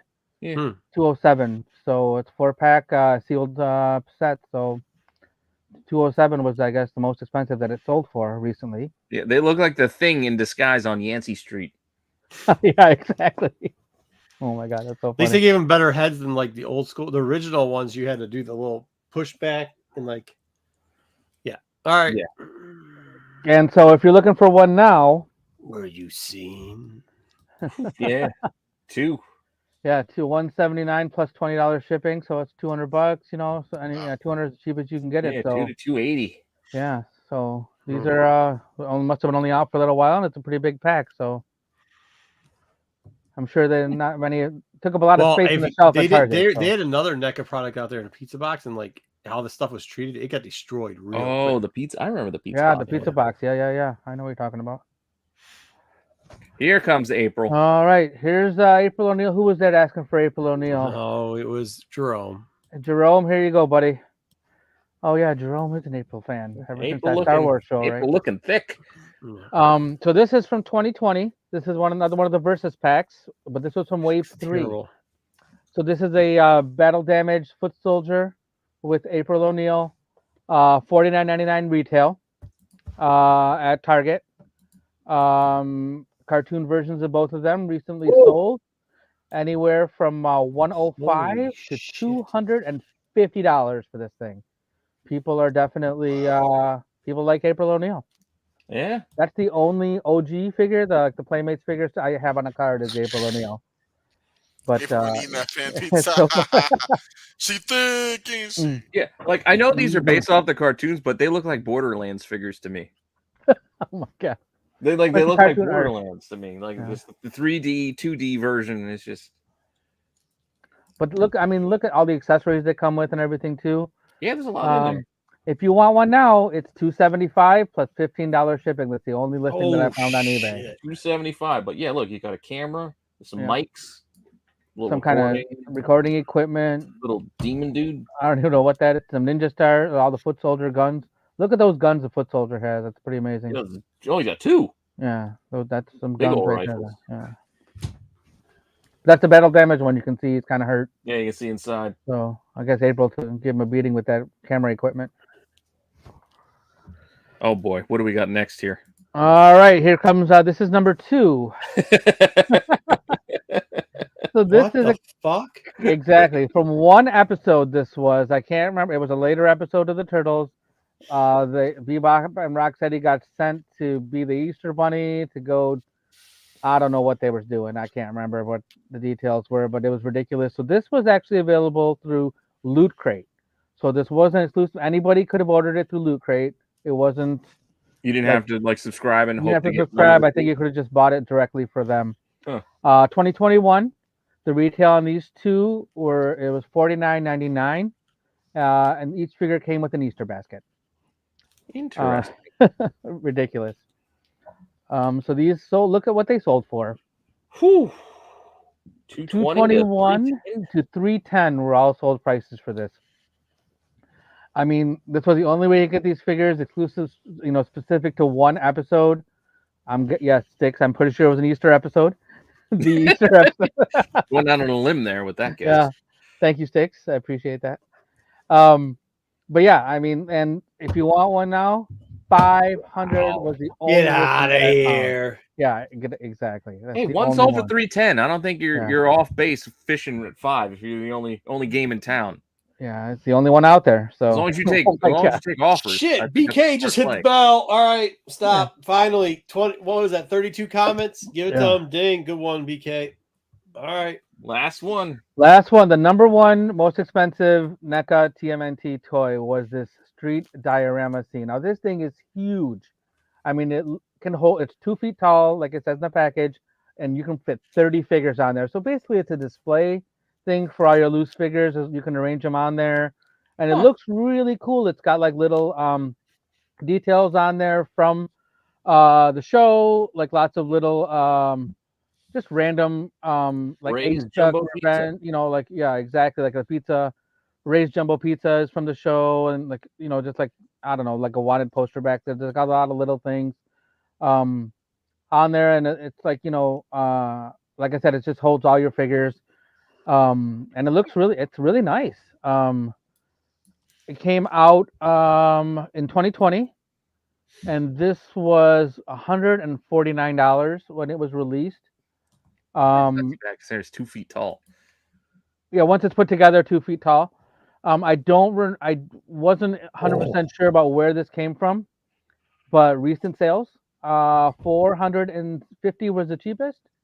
and 556, I believe that is 557.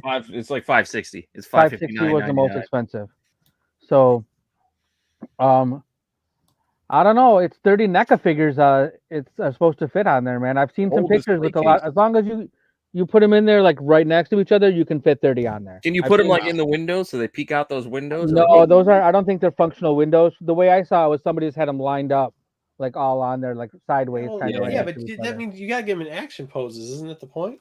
Well, then you don't put 30 on there. Then you don't put 30. Yeah. I mean, if you want to put put them it on in the 30, you ground, got to do it like high like, school line football them up. team Yeah, style. exactly. Or Back you 'em could in. like have, if you're gonna do action pose, you could have some foot soldiers on the ground getting beat up or something. I don't know. Mikey's got to hold the class sign out front. So if you want to buy one of these now, the cheapest one was $500, I believe. And then all the way up $100 to, shipping. yeah, so 600, then plus one went up to 900 with free shipping. So those were the most expensive that I found. The turtle van, Jerome, I believe there was a pre-order for the van earlier this year, but that hasn't been released yet, as far as I know. Oh, okay. Playmates has a van out, a re-release of the original van. That's available at Walmart now. But the NECA version, I think Super 7 did a van as well. So like, I don't know what the distinguishing point is between the different licenses. I had a hard time finding out. But like Super 7 does the reaction figures, and Super 7 also does the like the reaction figures, like the little like throwback looking Star Wars 3 3/4 style, and then yeah, I think the Super 7 they probably have like the like a pop type license where they can just make their own versions of. Yeah, then they can do the ultimate. They have the ultimate line too, which is that Mouser that I showed a couple weeks ago that I got. That was from the Ultimates line. So like they have two different lines that they're doing. NECA's doing this collector series line. Oh, because I think they did the Thundercats too. They had those. Yep, they're doing tons of Ultimate stuff too. They did a ODB Ultimate figure recently that I saw pre-order for. So, but then Playmates still has a license too. So that you can get so many different Turtles figures now. It's like, yeah, whatever. I mean, it's a hard time like trying to figure out which ones you want. You know, like it's like you got to pick one and go with it. You can't buy everything. Like it's ridiculous. Hard times, exactly. Some hard times. Yep. I want to show It is. I love it. this. Can I show this right here? Yeah. So this is get rid of this. Yeah. Until next week, we'll come back with another top 10. So this is also another line, another company that Bandai did Turtles figures, SH Figure Arts, and these are superposable, have tons of weapons. They have a bunch of different licenses as well. So like, there's so many different companies that made these. Came out a couple years back. I think I picked these up in 2019. Bandai, Tamashii Nations. They go by a couple different names. But like, there's so many different ones. So it depends on whatever you want to collect your turtles. But NECA is great if you want to get into the NECA. But if you aren't already into it, it's probably going to be a little expensive to get into it. So yeah, let us know what you guys want to know. That's what I found out about NECA recently. And if you want to know more about NECA, or if you want to know more about turtles, or if you want to know more about some other kind of figures, let us know. That was a good one. That was great. I thought you did a great job. Congratulations. Thanks, that was really good. That was good, Double O. Thank you. Good person. Yep, you're welcome. Wait, where'd Pete go? All right, so next up we've got the tier list, and Pete has the tier list down there, so we'll move along. Black Panther. We could start talking Black Panther. I feel like that's something that Pete could jump into, but I don't know. We could wait, kill time. I talk about. Wish I had a comic feature set. Oh, here he is, right here. There he is. Look at that. Da-da-da-da. What are you babbling about? Sorry. I was almost what are we doing? All right, put up the tier list. Let's go. We gotta get through. You don't want to do the Black Panther thing? Oh, we can do Black Panther. Sure, that's what he said. Yeah, Corbin said that too. We'll just go through it fast. Again, this is not to do a whole. Yeah, we're not going to kill these. Like, you guys want to give your general takes while I get this set up? Go ahead and just give your general feelings for the movie. But if you want to run this, should I run the spoiler thing? Yeah, run the spoiler. Because we're gonna do. Just in case we do it. Yeah. All right. Spoiler. Spoiler alert. Spoiler alert. Warning! Spoiler alert! Spoiler alert! Spoiler alert. Oh my god. Yeah, spoiler alert. I love that one. So what that means is, if you have not seen Black Panther, you're gonna find out what happened in Black. You can watch. Yes, yeah, Watch, not please watch. pulling any I want you to punches. watch, but you're gonna find out what happened in Black Panther. We'll still do tier list after it. Yeah, we'll probably run through this in maybe 10 minutes. So Yeah. if you didn't see Black Panther, come back in like 10 minutes. Mm-hmm. Was anybody surprised at anything that happened in this movie? Yeah. You were? No, I was surprised to see Killmonger. No, I was yeah. surprised how that. right away. Yep. I like how they did that. Me Yeah, too. I thought that was great, and I didn't expect to see him either. It made Yeah. sense. No. They did. And it They made- did do it and made sense. 100% did. made sense. It perfectly did, and it tied into the suit so well. And I think that her mindset, I was like, that's not like, I didn't think at any point like, oh, I see like a T'Challa mindset for the Black Panther. And then when she saw Killmonger, that it all made sense with the action that followed afterwards. Yeah, in my it was also, even she said it like early on, like she Mhm. said, Want to see the world burn. burn. Like she was angry. Yeah. So who she saw in the ancestral plane only tied into that and almost reinforced it. And Yeah. I did like that touch. Also, I mean, he kind of stole that scene. He did. He really stole that scene. So Did good. you like the introduction to the Riri character? Oh, there. What are we listening to? Did you like the introduction of the Riri character? Oh well, we didn't get there yet. Let me go. Oh, let me run oh, through you this. got I it. wanna ask Clip. you. Oh, I you didn't got know a you little clipped. thing. Oh, Okay. How that. did you? Oh. Here. How did you feel about the funeral? Basically, they wrote him off. Like they wrote him off. We didn't see him, obviously, because Chadwick Boseman's passed away. But how did you feel about how they wrote him off in the movie? I thought it was good. I mean, I don't know. I think everything from the beginning of the funeral, I think the whole intro to the Marvel with all the Chadwick stuff in it, I think they did a really good job. They paid good tribute. They needed to give him a send off, and they did a really good job doing it. So I actually like the beginning send off. The end stuff, I was kind of like, okay, we've done it. Not to see. Yeah, like, yeah. I was like, okay, we did it already. Here, I mean, people were getting. I don't know where you guys watched it, but people were getting emotional in the theater. Yeah. At this point, right here, Which is kind of tough because the way it was a celebration. Like the characters on screen weren't sad and morose. I mean, these two were obviously, but they were celebrating their. did they? Okay, their thing. so Cherokee Meadow wants to know: did they say how he died? Wasn't it like a snap that never came back? No, they just kind of insinuated he was quietly, basically like real deal, like what happened, Yeah, like like that he was he fighting was his disease. keeping it to himself that he was sick. Which Oh, is why really? He wouldn't let Yeah. Shuri test him and test his blood to to redo the heart, the flower. Oh, Like, that's right. They did, yeah, because he got Yeah, sick she and then mentioned she it, like tried he to was do the keeping blood it to thing. himself. Like he was. Yeah. That's right. So they kind of tied into like real life, which was. I thought again, they were why going I to kinda actually hate it. going to do like a CGI version of him, and they never did. Which I'm I'm glad kind they of didn't. I'm okay. okay with that they. Yeah, I'm okay that they didn't. Yeah, that's what I was about to say. I was okay that they did. Yeah, sticks that opening Marvel imagery. 100% is what. Yeah. Like quiet, no music, just that was enough to see him in those scenes was good. Well, I what think- did you think of Angela Bassett? Hold on, real quickly. TMT. Oh. I think part of the reason why that too. I think you saw it. Like Angela Bassett's character was like, you pretty much we were trying to be friendly and help everybody out, but you all betrayed us. Like they already knew. They had already known that like, hey, all these people were going in and trying to rob them, and everybody was trying to do stuff. You're coming in. Yeah. I do. I will. We'll get to it a little bit later. I do have one Hey, problem. BK, relax. The guy died in real life. Give it a break. I have one problem with how they played out certain scenes. We'll get to it in a little bit with Angela Bassett's character and how she reacted to Yeah, loss. I think guess. yeah. It just didn't make sense, but we'll get to it. Namor, how did you feel about their reworking, basically, Namor, and how we got his name?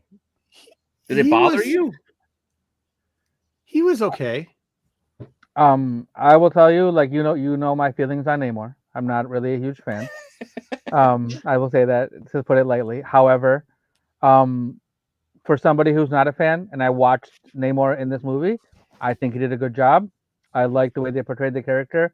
They gave him a good amount of power, respect of his people, and he was a strong character. and I He's a didn't. god. Yeah, he was a god to his people. So They did the Imperial Rex thing too. They did Easter eggs Yeah, with they them. They did. did. yep.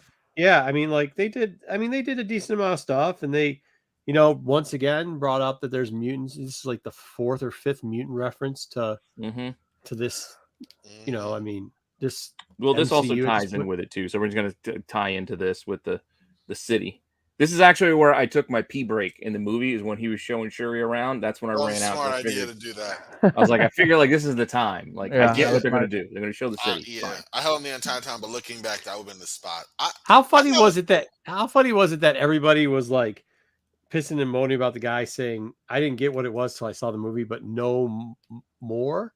No And more. like, Name he more. was just he was making fun, like he was kind of referencing the movie where Namor says at one point, "No more," and then that's how he got. Which was I thought that was a little corny. And then I kind of was like, okay, well at least they didn't have all the characters say it. I mean, this movie is far from perfect, but it was pretty damn good. The only other thing I'll complain about is the CGC was beautiful in this movie, and Black Panthers have been known. Oh, the CGI. Yeah, or CGI. CGI is beautiful in this movie, and Black Panther has been known to always have flawless. The only part was there was the part where he had the whole Mayan suit on, and you could really tell it was CGI and looked really fake. That, like, I mean, that's really just small points because everything else, other bits will look great. Yeah, this looked great. Yeah, This whole so good.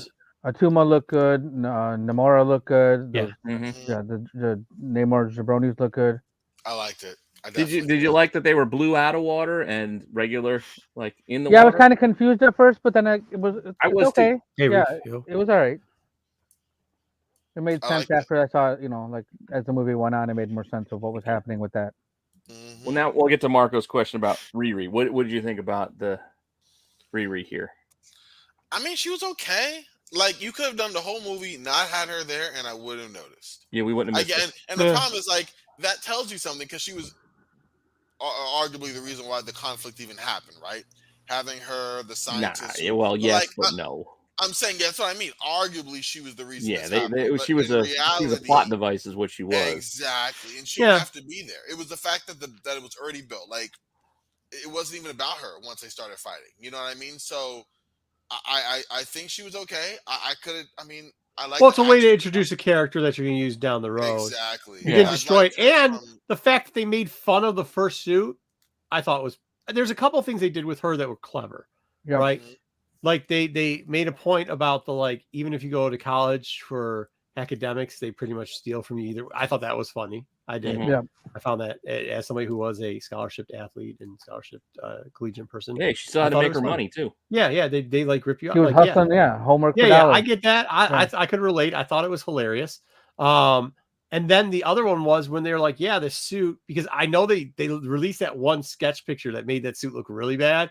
And then at the end, when they're asking, like, is this really your suit? She's like, no, I'm going to get another one that's better.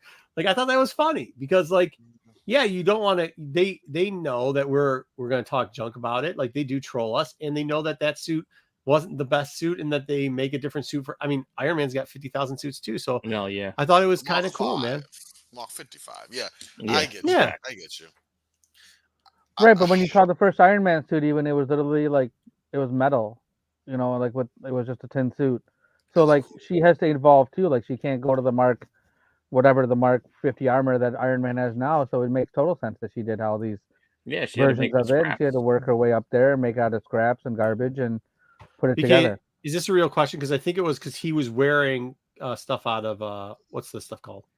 Vibranium. Yeah, he used the vibranium to get through it. He had like a whole vibranium. Yeah, it canceled each other out. Like, they had vibranium, they did too, and they also were basically people who had the power of the heart-shaped herb, their own version of that. Yeah. I also kind of took that they didn't think to protecting underwater. Like, they just kind of they thought didn't look like it went. The shield went underwater. Look like the shield was. It blew their mind that there was vibranium anywhere else but Wakanda. So right. Not only that, but they also have superpowers too. Yeah, superhuman strength compared to them. It wasn't even a chance. You saw how their army got decimated. What about this? Like, this surprised people. This was a surprise. I thought once again, this is a really good deal too, because you thought he was getting away with it. I was like, man, that's kind of cheesy that he's getting away with it. And then the fact that they were married, then they're find out the dynamic they had. And she So was good. using them. That was the whole hilarious. time. Yeah. That was Yeah. hilarious. But That it's was just good. I setting like her it. up as like so like she knows everything. She's like super smart. She's like setting her up as a leader of her team down the road and how She's she's like never in the dark. yeah. Yeah, She's- no, yeah. we'll see. She's definitely targeting Wakanda next, so Contessa sure we'll get Valentina more of that. Allegra de Fontaine. what did you guys think of what they did with Okoye story? This is where I had a little problem with this. I movie. didn't understand. Yeah. So It just Angela felt like her Bassett, reaction, like the queen's reaction to her losing. I mean, I get it. She lost. She was with you. You lost my daughter, but it's not like she did this intentionally. It wasn't her idea. Like, I don't know. I just thought the reaction was pretty harsh. right? So she's so Angela Bassett definitely like her like I mean she kind of carried this movie a lot through a lot of it. And I think she did a great job there. That one scene definitely was I thought it was super harsh when she like kicked her out, but she's a woman who's grieving her husband, her son, and now her daughter. So like she's Yeah. in straight grief, you know. Yeah, like, I thought it we'll was get cheap. back to it in a second. I thought it that was fine at the yeah. time. but I thought then- that was. I thought all that was a little bit cheap. I didn't like it, but I mean I like thought- you know that's No, what she I thought it coming was from, over. yeah. I thought that portion was overacted, poorly written, and just very easy but then served no purpose, right?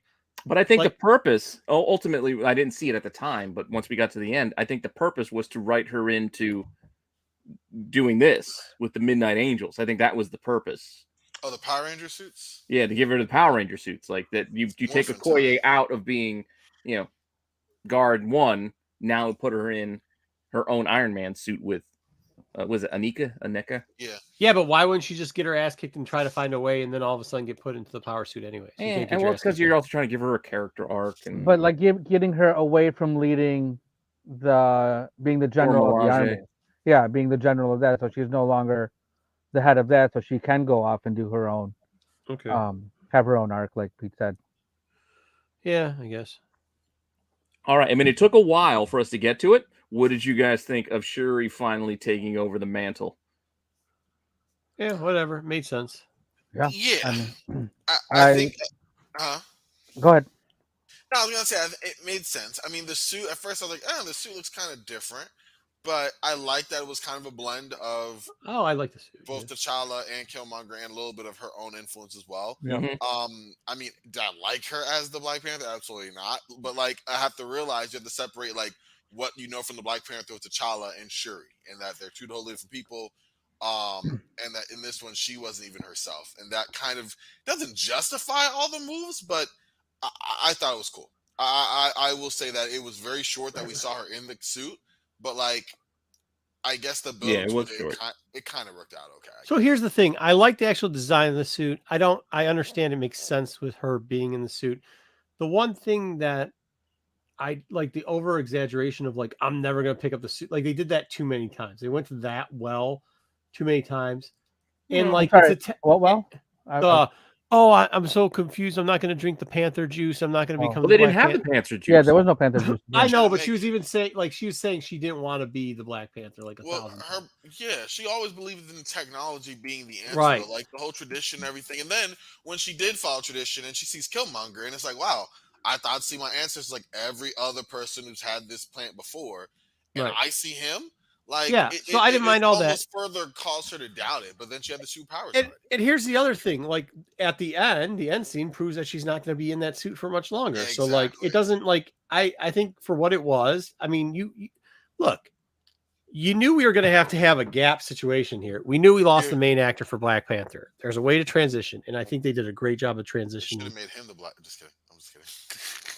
Well, I just want to keep us moving. So, what did you guys I think of agree. MVP here of the film? I like it, even when he got his ass kicked. He's funny. Oh, dude, Yeah. he's funny. You know, He's one good. of the things that we talked at the LCS today was when Shuri and M'Baku like did the whole arm wrestling thing to see if she had the strength, and when she beat him, that proved to him that she had the juice worked or whatever, you know, like that her flower actually worked, and I thought that was a really good scene with him like helping her move on and like accepting the whole Black Panther thing, and then that was kind of a big thing for her. Like, well, okay, well, I beat M'Baku. That's what a cool are your, part. what are your but the thoughts more- though on him being king? Like, what's her name in Thor. Like here we have the comic characters shirking their duties to be rulers, handing it off to a side character to do it for them. No, so this is the funny part about him. His whole arc was to get her to be the best she could be. And like when she was saying, like, well, would you want? And he's like, yeah, of course I want to beat the shit out of everybody, but we can't do that. That's why I shouldn't. Pretty much saying like he knows what his downfalls are, and that's why he's a good leader, because all of his people would be knocked out. I think that was like the most brilliant thing to do, so that you could have it where what was brilliant was him rolling into the meeting eating a carrot. That was brilliant. That was also he is a vegetarian, yeah. I mean, he did a great job. I thought it was great. Yeah. All right, we're gonna get to it now. This is post-credit scene. We're gonna get into it right now. So once again, even if you had your warning, we've covered a lot. Now it's time to go.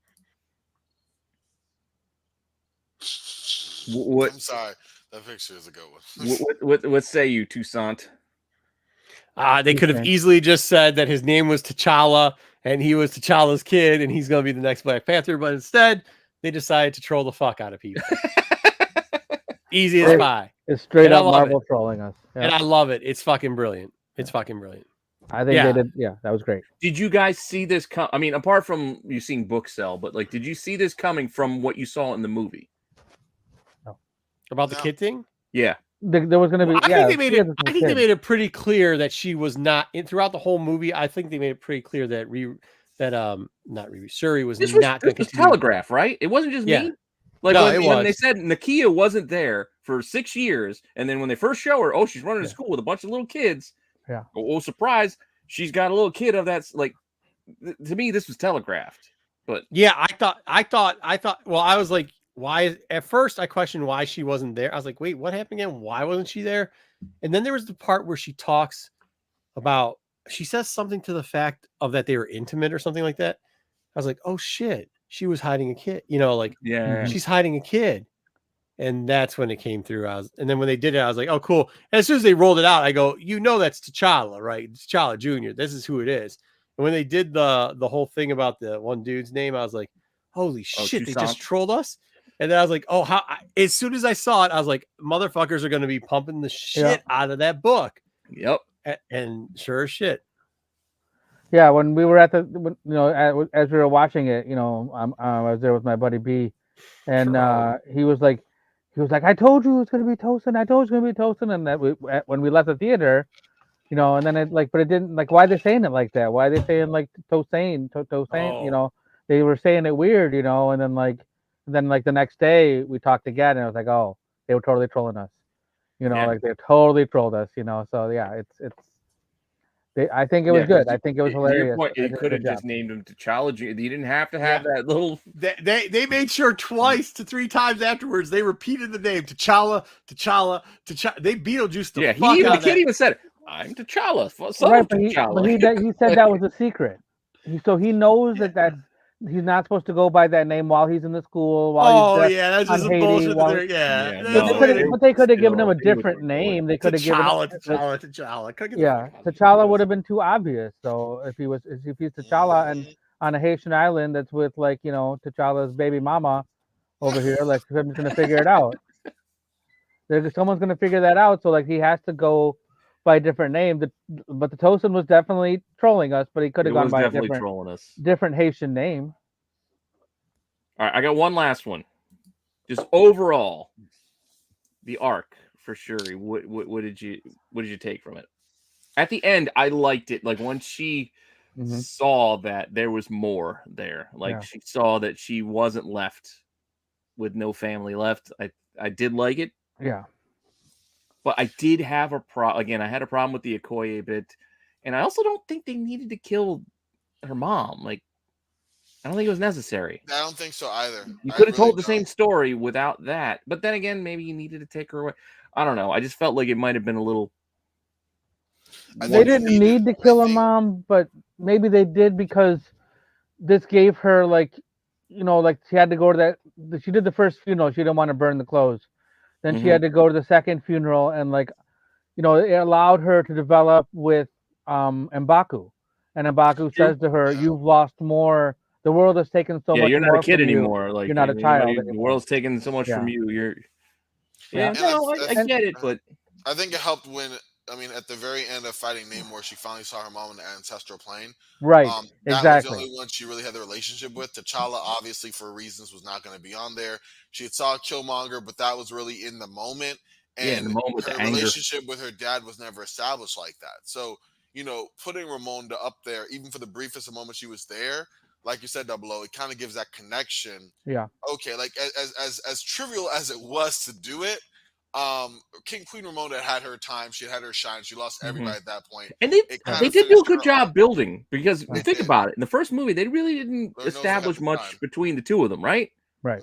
Apart from them standing next to each other, her making jokes about, oh, you showed up for your brother's big ceremony. Like, apart from like that little bit. Yeah. But this movie, even though they didn't spend a ton of time on it, you did feel like, at least I felt, a lot of their relationship, and her calling around and say, hey, we're going out and go see some elephants. So, and the other part of it is, like, this is a conversation again I had at the LCS today. It's so, like, this is the MCU. This is not comic books. This is not going to be like a retelling of the stories that you already know. This is not going to be all this history that you expect to come into these stories. They're telling us almost a completely different story. It's based on the characters we know, but you can't expect to have all the same, like Black Panther, like Chadwick Boseman marrying Storm is not going to happen. Like, it's never going to happen. It's not going to happen. Stop expecting it to happen. Like, stop that. Like, so just bury your head in the sand and wait for your prom. Yeah, just know what this is. Like, this is the MCU. Like this is the story you're gonna get. You don't. It's not gonna be your comic book that you've read and that you love and the story that you love. Like, it's gonna be different. And if you're not gonna be okay with that, then you're not gonna like any of this stuff, and you're gonna hate everything that's gonna come out, because this is a completely different story. So either understand that it's gonna be different, or you're gonna just constantly keep hating it, and that's just it. Yeah. Sorry for my rant. You said it eloquently. No, I think you closed. You opened the book. You closed it down. Yeah. Closed it down. Oh, good movie. 3 hours is too fucking long, though. You could have 86. 2 hours. No, it was fine. No, Marco, I thought about that too. It was really long, but there was so much to process. Like, Shuri had so much grief, just so much grief that she had to deal with, and you have to, like, you can't go fast through that grief. You have to let that happen. Some of it, like, it takes a while to get through, and you can't just constantly, you can't just go through it so fast that you just action. There had to be slow points to, like, slow down some of that stuff to get her through that, to get her to be Black Panther. I'm not saying it's bad. I'm just saying, like, I think you could have found a way to make that not a 2 hour and 50 movie. Also, too, the second thing where we just do I get it. No disrespect to the Chad, but, like, you already did a thing in the beginning and a nod to him in the movie. And then, like, your last thing, you're like, oh, everybody wait to the end for the secret thing. And I didn't wait to the end because I didn't even see that, because I knew it was just all it said was like rest in peace or something. It's like, okay, I got it. Like, I got that. We got, like, what are we doing here? Well, that's what you get for waiting to the end. I knew there was only the one. You gotta prep beforehand, Marco. That just sounds like somebody facing the consequences of their own play. Yeah. Well, I mean, Marvel used to do 2, and you used to get 1 right before. Yeah, you one used at the to. end. So. Usually the very last one was dumb. For this one, though, I'm glad they didn't do 2 for this one. I don't think that the emotional kind of thing. You're not going, all right, and then immediately after, this is the last movie of Phase 4. Immediately after, we have basically had this eulogy for Chadwick, and coming too. No, like, that's not the right. Yeah. From tonal perspective, that wasn't right. I think by teasing the T'Challa son thing, not teasing, but, like, putting it out there, you've advanced that the Black Panther's going to have a continuation. So you did that without doing the cheap and coming up. Yeah, but I think you could have done the T'Challa thing, the T'Challa son thing at the end as the last thing. Yeah, well, that's my only problem. I agree with you. My only problem with that is, yes, it felt like that was part of the actual story, but it was included as an after credit thing. It seemed weird in retrospect, because otherwise Shuri's story didn't finish until that moment. Right. Like, we needed that. Yeah, so it shouldn't have been an after credit. Yeah. It should have been the end. Good point. All right, fair enough.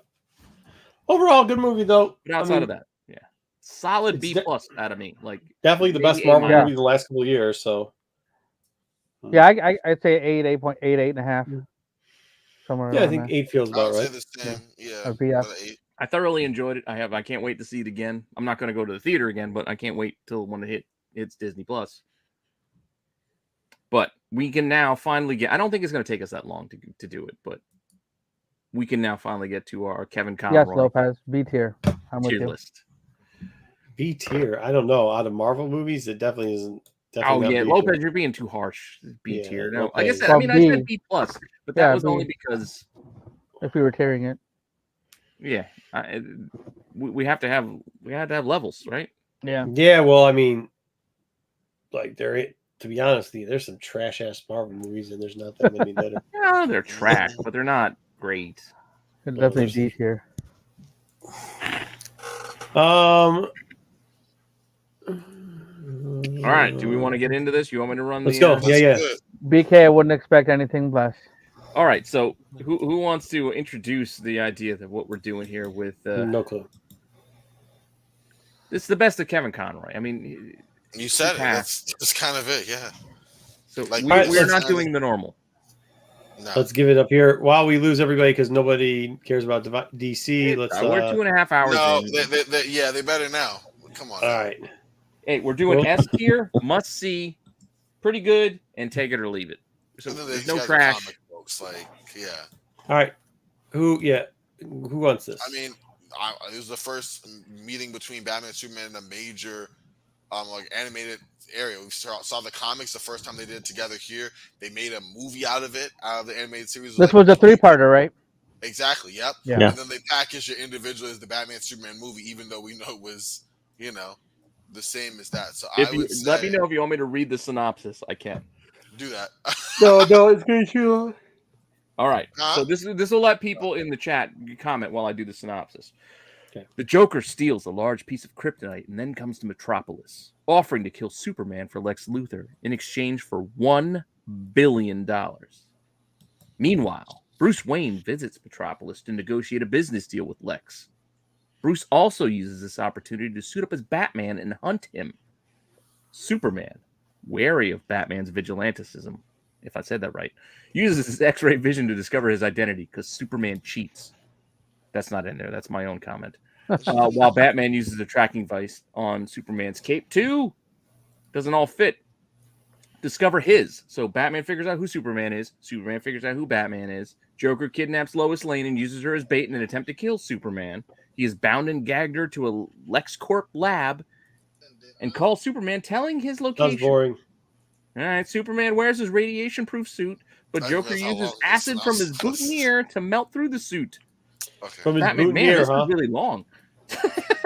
All right, we're done with giving the synopsis. I didn't realize All right, how I'm going to long do the a shorter synopsis was. synopsis. My Man. I didn't fault. realize there was Yeah. this many lines. No, me either. I But mean, yeah. it's the first Batman and Superman hangout. You have It's the Lex first Luthor, you have the Batman and Joker, Harley Quinn, Mercy Graves. Like, come on now. You gotta take it or leave it. 2 S's. And It's S tier, must see, pretty good, and take it or leave it, which is basically, well, you don't need to see it. I would Told say you this for is you. probably I'd put this in must see. I don't know if I give Must it an S. Yeah. probably between that and pretty good. I think it's it must is see. Bat soups. Oh, JJ, how you doing, buddy? There's JJ. Hey. I was silent because I hadn't actually watched Black Panther yet. Oh, I'm Oh, sorry. sorry. We ruined the whole damn thing for you. It's okay. I wasn't really listening. Ah, nice. It's all right. I wasn't listening I would anyway. put it as, I would put it as must see. Not S tier, but must see. It's not S tier. I will No. agree there. No, I already This is have not one thing S tier. That's not S tier. top tier Kevin Conroy. All right. Next up, we've got. Oh, man. One more Superman. Okay, sorry. One more Superman. Nighttime. So this was a funny one. Batman, if people don't remember, I remember all these. So Batman was missing, and Robin didn't know where to find him, and so he asked Superman to kind of help out.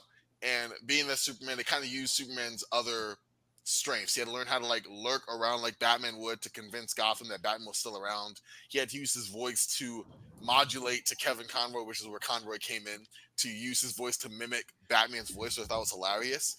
Since he could do it, there was one scene that was hilarious where he did it exactly like Batman. Yeah. Robin's like, "Wow!"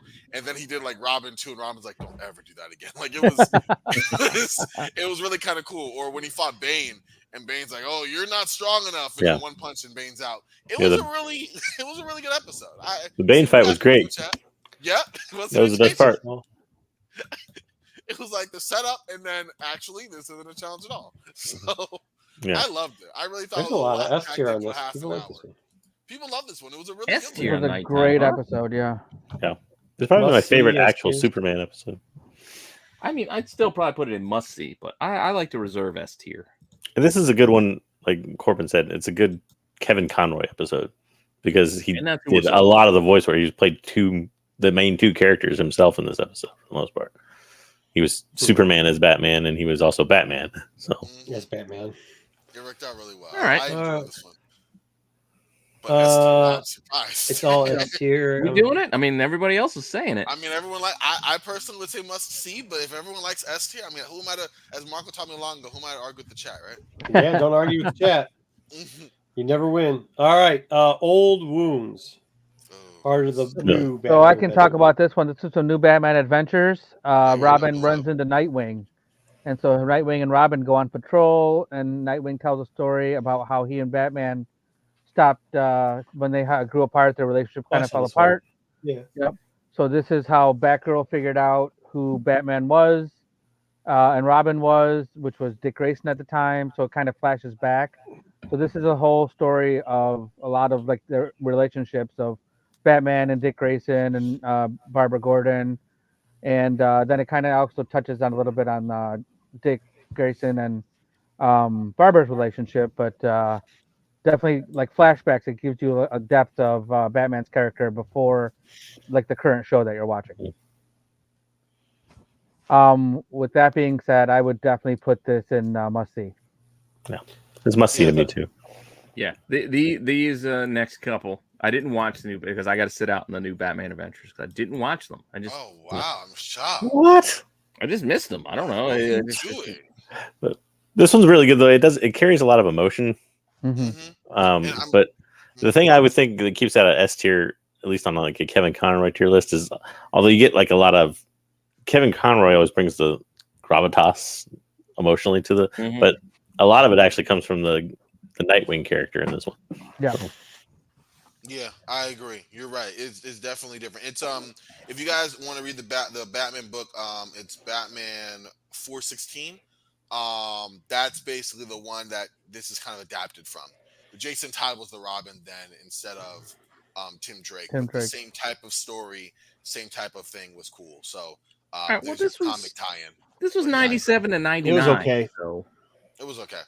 Yeah, I agree. I wouldn't put it S tier myself. I'll put it pretty good to must see, but it was. I mean, at the time, if you had been watching, okay, the animated series had canceled by the time I was born, but this was around when I was like. To be fair, for me, I was in college at this time, so I did have access to all the shows. Like, this was the one too that did watch my pull VHS tapes. It did pull Nightwing into that like animated universe because he really wasn't in there that much prior to this. Exactly.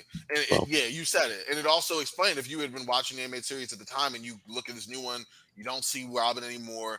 You see Tim Drake. It's like, where did the old one go? This did a great job of, So must see seems right. Or no, this S tier's in the chat. Like, you guys are S tier and everything. No, it's okay. It's not S tier. I thought it was okay. I mean, if people put S tier again, I'm arguing with the chat, but I also thought it was pretty all right. good. Move to our next one, which I think Marco defers to the chat, except for like no. Well, no, it's not the chat. It's BK and AOA. They count for one. Never fear. No, never fear. Oh, never fear. Okay. Yeah. I was trying to click it for you because which one was I didn't this know again? if you were paying attention. I like this one. So the joke. You like Scarecrow, everyone though. Dude, I love the animated series, but no, really, this is really good. I like this better. Okay, so Scarecrow put a gas that makes you not afraid of anything, and so Batman and Robin were trying to stop Scarecrow. Batman was hit with the dose of it, and he really starts cutting loose. Throwing crooks off the roof, and Robin webs him up, and he's like, oh, there's a pool there. How'd you know? Batman's like, I didn't. Like, he starts kind of going a little to the edge, and so reckless, exactly, like kind of put Batman in check for a bit. You are reckless. It's kind of as close to like All-Star Batman as she got in the animated series. I'm the goddamn Batman. Like, he wasn't Robin. He wasn't forcing Robin to eat rats, but it was. Yeah, exactly. aren't you retarded or something? No, it wasn't that, but it was like you said, as close as we were to get to it, and it was pretty good. It was pretty good. Yeah, So you give it a pretty good. I'd say, I'd put it in pretty good. Oh, Yep. you know, Steve, You are biased, guys. Real it's quick, all right to be biased. Let's just call me the DC expert. We don't got to say I'm biased on DC. I love all comics, but yes. Anyways, S tiered everything we've put up here so far. Anyways, loving the Timverse. But this just shows you how good the animated series was, right? No, not Penn State. I was a Rutgers boy. I'm Jersey, man. Jersey proud. Jersey proud up in here. I don't know if anybody's ever said that before. I have. All right, where do you guys have this one? Pretty good. Yeah, pretty good. It's pretty good. Yeah. Pretty good. Pretty good.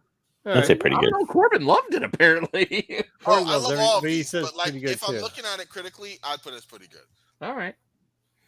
Joker's Millions. Again, based off of 1970s, 1980s show, the Joker turns out he's rich. He's coming to a lot of money from an old rival he used to have. It turns out it's a sick joke. The old rival only made like a couple thousand of the money that the Joker got, actual money, and the rest was counterfeit. And so it leads to that famous line when the IRS is coming after the Joker, and he's like, "I'm crazy enough to go against Batman, but the IRS, no, thank you." And like, it was a good one. It was just a silly episode. I don't know if it was. I mean, Kevin Conroy did okay. It's Mark Hamill. You know, they have that good.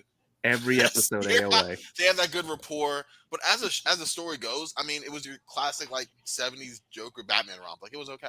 Yeah. There's one good aspect about this is Mark Hamill and Kevin Conroy as voice actors had a great trade back and forth. They actually, in most voice actors, you're in the ADR studio alone when they do voice acting.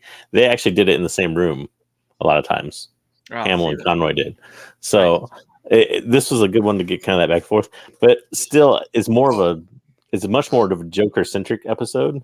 Yeah. So I'd probably on this list put it as take it or leave it. But I would too, actually. And the first scene was funny because Batgirl and Batman are chasing the Joker and Harley Quinn because they only use like 2 or 3 members of the Bat Team at any one episode. And the Joker, they didn't have enough ammo for their gun. He tried to use the acid. He had ran out of acid. They didn't have enough supplies to build that back up. They didn't have gas for the getaway car, so the Batmobile was gaining on them. And then finally, the Joker just ejects with the one seat ejector he had because he couldn't afford another, and leaving Harley Quinn to get arrested. It was just a hilarious little joke, but I enjoyed it. Harley was still an afterthought at this time. He actually tries to replace her with like a model or something. Right? That was what he does with the money right away. But this is based on a Golden Age comic, by the way, from 1952. What do you got on it, Dub? Take it or leave it. Yeah, put in take it or leave it. As far as Conroy goes. Yeah, I would agree. Also, it's kind of funny this just shows you how connected the DCAU was. This was off the heels of the Batman Superman Adventures where the Joker was trying to kill Superman for $1 billion. Obviously, he didn't do it, almost died. Well, now he's back and he's still broke. I thought it was still funny. Is that take it or leave it? Really? Yes, take it or leave it. I thought it was. As far as Kevin Conroy goes. But as far as Kevin Conroy, I agree. And it was really just off the rapport of Conroy and Hamill, which was every episode that you had the Joker in, right? To be fair, we left a ton of the regular animated series off.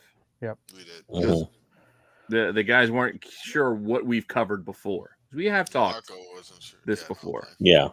We hit this. No, topic. I said that nobody wants to watch this stuff because it's DC, and it turns out that I was right. Okay, next up is. Wow. This is boy. Michael had no childhood, apparently. Exactly. Are these real comic fans or what? Like, we talked about the community, and this is what they Here's AOA's standard S tier for everyone. Actually, this one is S tier. This one was that. There's so many different aspects of this that make this great. And I don't know. It's a good Conroy episode, or not, but they changed animation styles based on the tales that people are telling about Batman and the way that he's seen by 3 different kids. 3 different kids, or bystanders, or whatever you want to call them. So, and one's inspired by Frank Miller's The Dark Knight. I think one's inspiration of 3 different things. Yeah, there one's like a Golden Age story, and the other one's I forget who. Neil Adams. No, it might have been Adams. I don't know. Well, the first one, like you said, I think it was like 60s one, like the Dick. I'm trying to remember. Mm-hmm. Dick Sprang. Dick. There you go. Exactly. They went through a few of the eras. Yeah, up to the 80s. That was really his name. Yeah. Yeah, Dick Sprang. You had it. It was You good. just like saying you said, Dick JJ. Sprang. I just I mean, that's how I've been in the movie. Anyway, yeah, no, it was a good one. It was a good one. I think what you put pretty good. I mean, it was kind of cool how they did the different representation. It was the first time that we saw Frank Miller's Dark Knight Returns in any medium other than just the comic. I put this You in S know? tier. Yeah, Yeah, for me, it's I S would- I tier. thought this was a great episode because There you go. you I got would 3 agree with different that. Batmans. And the way S they tier. did the lightning crack when he broke the mutants, like they did a good job editing and making it work. Well, let's see where we're at. Dick Sprang. Well, there's AOA with a Dick Sprang. Well, AOA already had S tier. I would put everyone. I would put S tier too. If the rest A couple of you guys S S tier. Dick says S DK tier. even has S tier. Yeah, but he's been given a lot of S tiers. yeah. It's all right. If you guys give it the S, give it the S. I think it's an S. All right. Okay. Batman Beyond. Oh I wait, love did I this skip one. one? Yeah, you I did. love Yeah, all of yeah, them. yeah. Oh, sorry. Rebirth. Rebirth. Start it off. Rebirth. So this is the original Batman Beyond Hey, Scott. episode. Like what, 2-parter? Two-part, pilot, Yeah. yeah. So you get the origin of Terry becoming. Well, the first one is like older Batman, and then why he quits being Batman, and then Terry ends up taking over. So you get the whole introduction of the older Batman character, and this is like Kevin Conroy coming back and playing the same character like 20 some years later. And I think he like nails it still. You get to see him as him almost using that gun, and then he doesn't do it, and then his whole back and forth with Terry, and then you see at the end he lets Terry get a job with him to make him let him be the Batman character moving forward. Yeah, and he's more I thought this one surly was pretty Bruce good. Wayne. Yeah. It was pretty good. Yeah, and it starts off with that surly old man Bruce Wayne, where it's like he doesn't care. Well, I guess he does care, but I guess he kind of morphs the character of Batman into Bruce Wayne, if that makes sense. Yep. So. Yeah, I see nothing. Yeah, a bunch of S's in the chat. I also gave it an S tier. Yeah. All right. I mean, I thought it was good. It was all right. It at least kept my hard. attention to the video. Jerome was right. Terry did get his ass beat by Bruce Wayne. Yeah. Oh, with the cane. Yeah. Yeah. How you hold? Oh, that was still one of my favorite lines. How you holding up, Bruce? With a cane. Like classic. All right. We're putting that in Put S. an S. Yep. I gotta find it Okay. first. There it is. Out of the past. Yeah. Raz. Basically, Raz Talia, Raish. yeah. It's always Talia Raz Al to me. I don't get the And Raish. I like love. Raz. Well, they explain it in the comments. She says it's actually pronounced Raish. Like she says how his name is pronounced in the actual episode because Terry says Ra's al Ghul, and she's like, "That's actually not it," which is hilarious when you realize that it's really Ra's al Ghul in Talia's body, correcting him on how his actual name is. So I thought that was like a funny nod. But basically, Talia appears in Gotham. It's Bruce Wayne's birthday. Doesn't specify how old he is, but somewhere between 80 and 90. And he has a moment where AOA every episode. I actually put S tier for this. He's trying to save a kid who was in traffic and he couldn't. Like he's too old, and so Batman Beyond had to save both of them. And in that moment of weakness, You got Talia Jerome on board. offers Bruce a chance to get younger by going into having the Lazarus pit kind of into him. And he ends up doing that. Into him. Well, I mean, he didn't go into the Lazarus pit. It was like it's futuristic, so they put him in like this, capsule and filled it up. Anyway, bottom line, he's It's able basically to a back to tank. Exactly. Yeah, there you go. That's perfect. And he becomes 50s Batman, and he fights with Terry McGinnis for a scene when he's like, "Hey, it turns out that there's more to Talia than meets the eye." It was a really cool scene. They brought back the old music. It brought back a younger Bruce Wayne fighting alongside Terry McGinnis. You had a legendary. So far, you're not going to have a hard time convincing the chat. I feel like everybody's on board with this. Yeah. Well, then there we go. S. If I had to recommend one It's series, a good Conroy episode. You can hear the difference that he does between old and young Batman, and Right. JJ That's was highlighting the He Kevin set it up Conroy. well. Yeah. It was perfect, wasn't it? Exactly. So and good. You had both of them. Ace in the hole. And it also was just a good tribute to Batman because he only became younger because he wanted to help people, But anyway, Ace in the Hole kind of was okay. No, it wasn't. Stop fucking lying. I can read this. No, It's only 2 sentences. When Ace goes missing, Bruce remembers the origin of his pet canine. Terry discovers an underground dogfighting organization. Okay, I liked this episode. Man by Michael Vick. Yeah, I like it. I'm not gonna lie, I don't remember it. Yeah, So so it this wasn't was- that good. But he remembers so like this is a flashback kind of. So like this must have been Yeah. during the back of tank. He had He's in the back of flashback and he was tank. telling us We're getting DC Super Pets. right how he got Ace, like where Ace came from, and Wasn't that so- exciting of a story. it wasn't. But we're talking about Kevin Conroy's performance. Yeah. You know, and I think he did a good job switching back and forth. What are we going to say? That the dead guy did a shitty job with a fucking terrible story? Of course we're not going to say Okay, that. Marco, you don't have to be like that right now. Okay. No, I'm saying we're not going to say that. That's what I'm saying. No, Is we're but not you going to said say it. that. You said it I by would not say- saying it. But you I'm just saying said we're it. not saying I would that. say that Conroy did his typical superb job. Did it? Corbin, while it you're helped- kissing ass, going, yeah, this was non-memorable. No. I would say You could take put it, or it, leave but there's it. no I would. garbage here. There's no garbage here. This Yeah, is just take it or leave it is fine. Take it or leave Conroy it. Yeah, take it or was on leave it. all Yeah, of that's the what I'm saying. episodes, he was brilliant. But this episode, I didn't like as much. It wasn't Yeah, memorable. it was That's like, all. yeah. But It had JJ a. did, and Double O did, and I appreciate their opinion. I mean, They're it was saying- one of those things where it had a strange, especially for a Batman Beyond episode, it had a strange Yeah, flashback weird. that didn't involve much of Terry at all. your I'll anger. be is honest some of with the you, I But it like involved, that. but the reason I included it on this list, or I put it on there, is it included a lot of Batman, a lot of Kevin Okay, Conroy. Here's the So- thing: like the first two series, the Superman series, I thought was complete trash. The other one, the other Batman Adventures, was mediocre at best. This series, I liked it, but this actual episode was meh. Yeah, Meh. it was. I mean, it's different especially for this. So, yeah. So putting it in, take it or leave it is probably appropriate. Yeah. All right. Like I said, I had to sit down on this. This is Batman Beyond. I was fine with Batman Beyond. Oh Mm. my god, Meltdown. Okay. Meltdown S tier. What are you gonna say? Yeah, it's good. It was good. It brought an end to the Mr. Freeze arc. He had been in every one. The original Batman animated series, new animated adventures, and then of course Batman Beyond, and it made sense. And I just loved the way that Bruce was already kind of had his opinions about Mr. Freeze and his rehabilitation. Terry had his misgivings or whatever, was full trust in him, and at the end they were both right about it. Like, Were you seeing Schwarzenegger while you were watching this? oh, Michael Ansara did such a good job. I was not. I mean, his voice took over. You know what I mean? Like, it was just such a good episode, and it was the introduction of Blight. But I think that Bruce did a good job. He was kind of in that episode, maybe a little bit jaded. Like, he's like, I know who he is. I know what he's done. I fought him for years. This is who he is. And then at the end, he's like, okay, you know what? Like, Terry tries to be like, yeah, you were right. And he's like, no, actually, you both were. And I thought that, like you said, for a Conroy episode, Jay, that was a good pick. I like it. It was good for him. Well, I gave this series a compliment, and this is what I get out of AOA.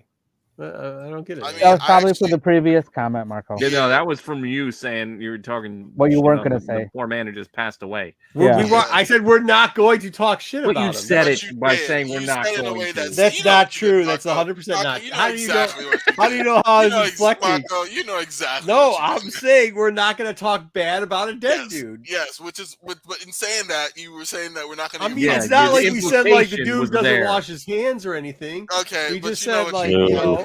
you're too smart. To Moving know what you along. did. Yeah, the implication was there. Before we disparage Exactly. any more dead people. So We're where not do we put disparaging. I said we're Musty? not going to. I would say That was must-see. good. It was I good. give Musty. I do agree like with the free Musty. stuff.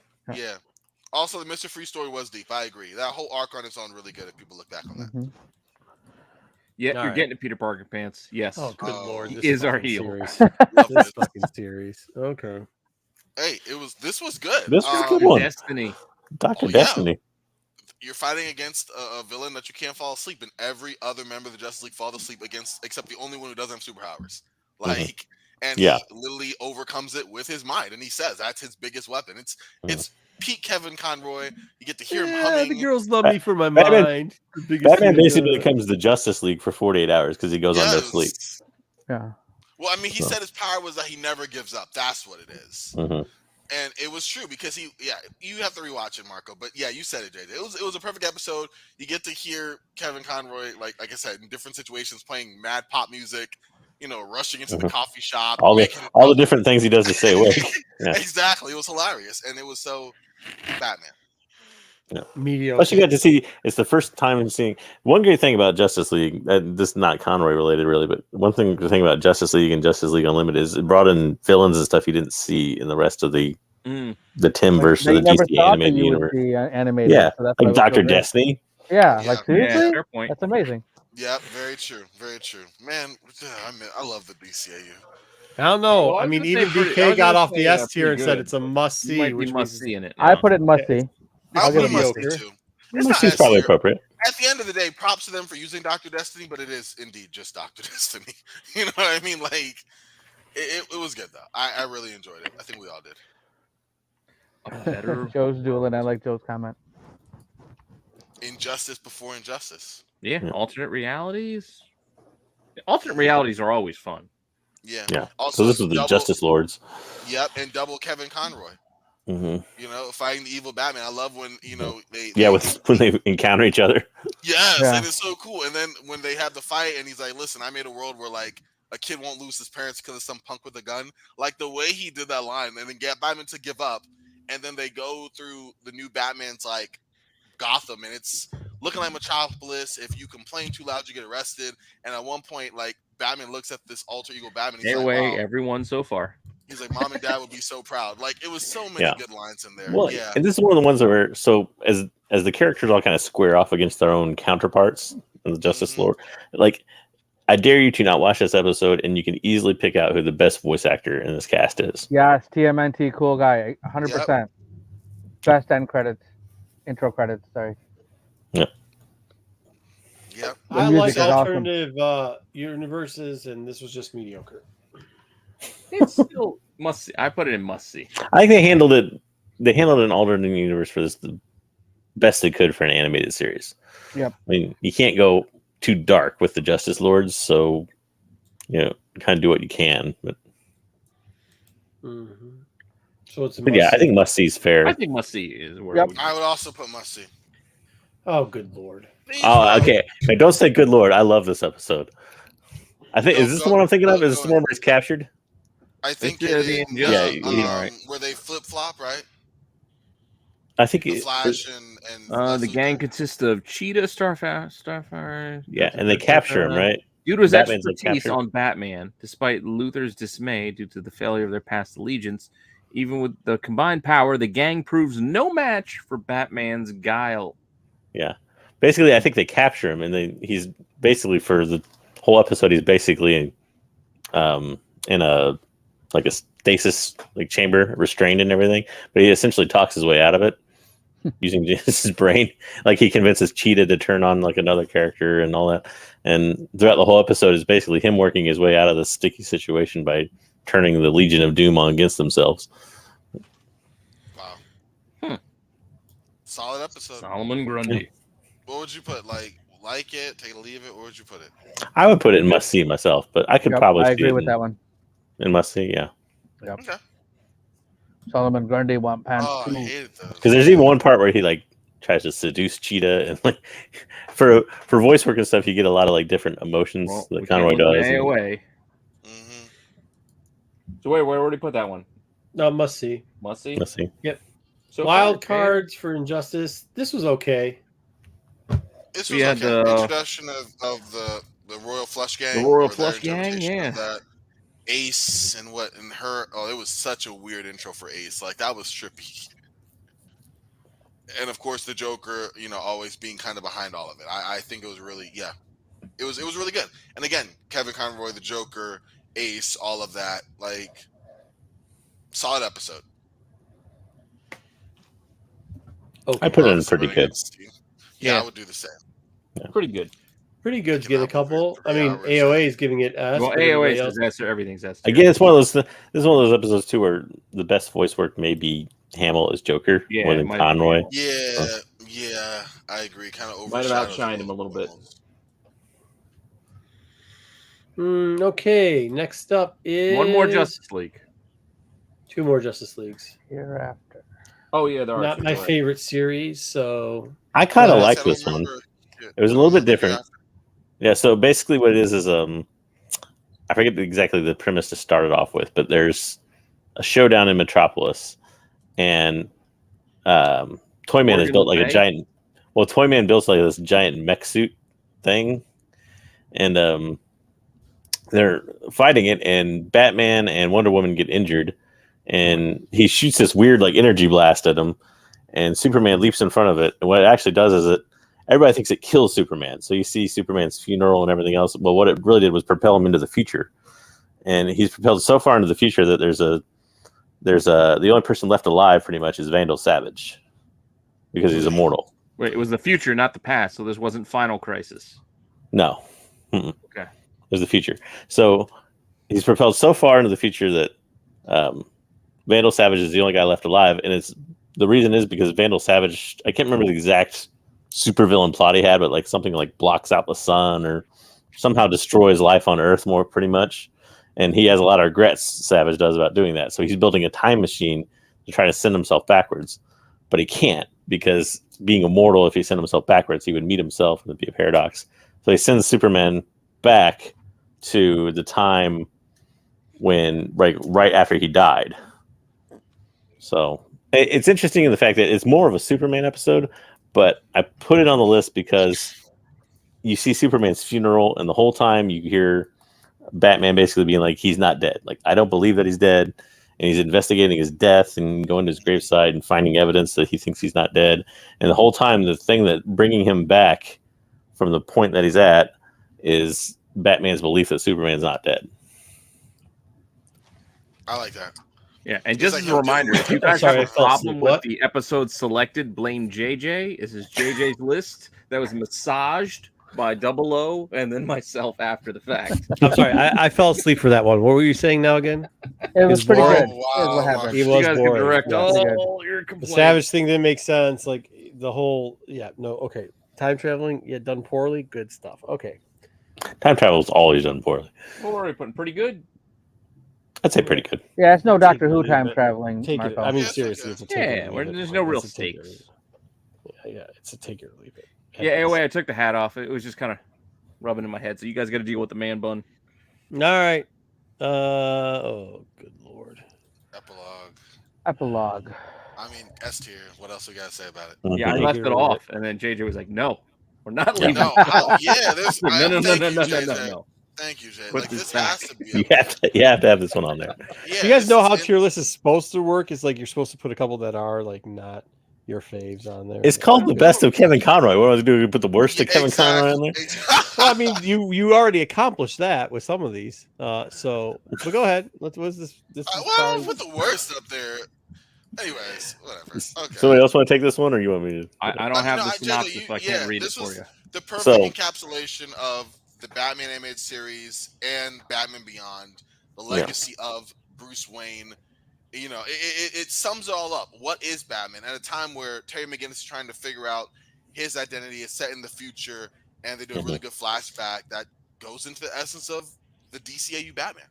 Yeah. Basically, you find out that Terry is a clone of Batman through Cadmus.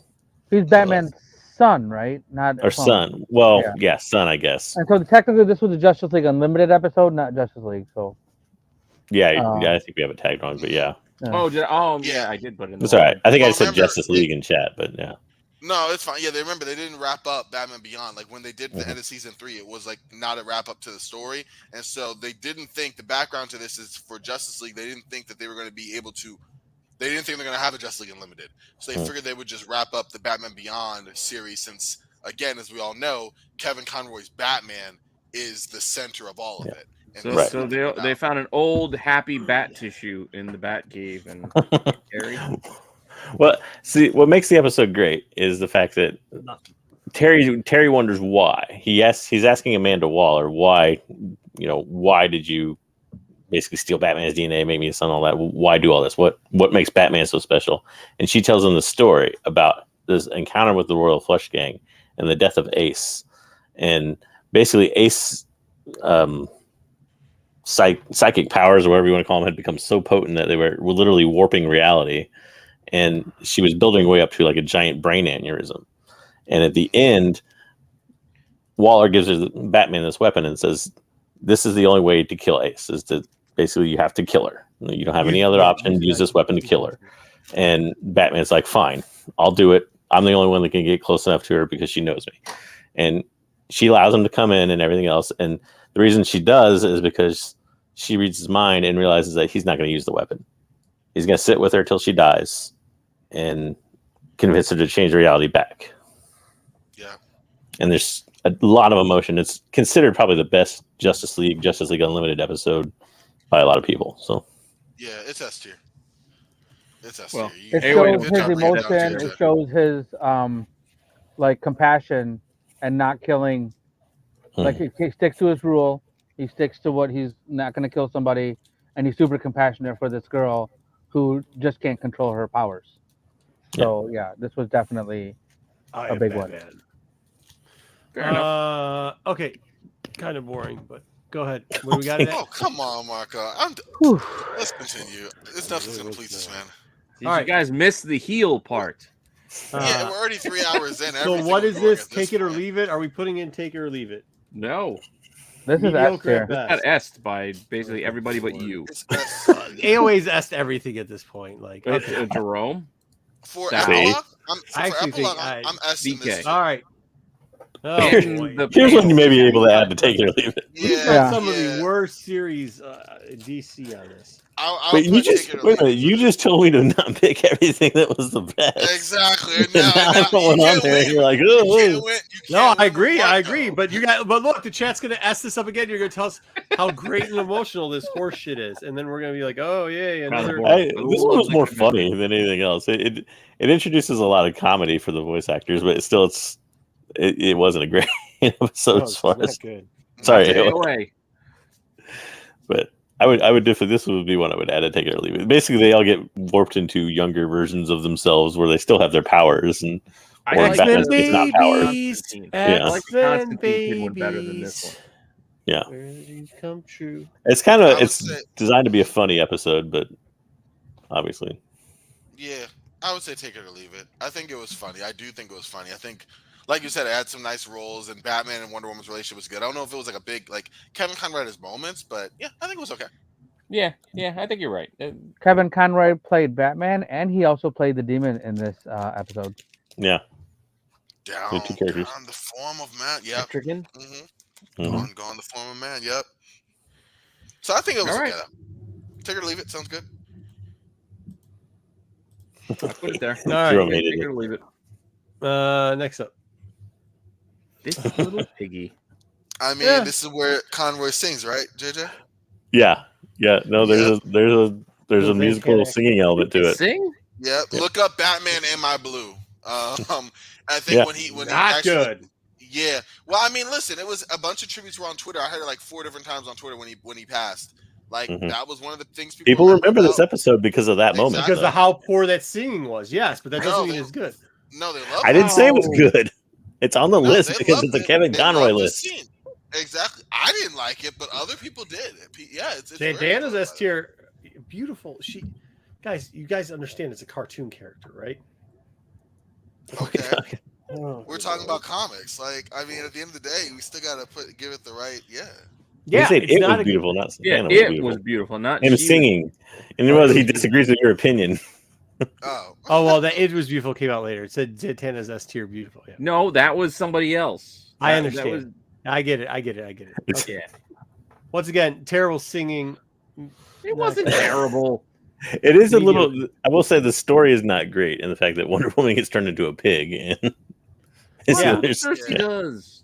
There is Santana in the episode, so it's the first time I think, maybe the first time I think Santana's introduced. She's real into to me, Justice man. League Unlimited. She's real to me. Yeah, I think it wasn't. Isn't this where they talk about like how her father helped him, or is it not? Yeah, he knows. She knows her.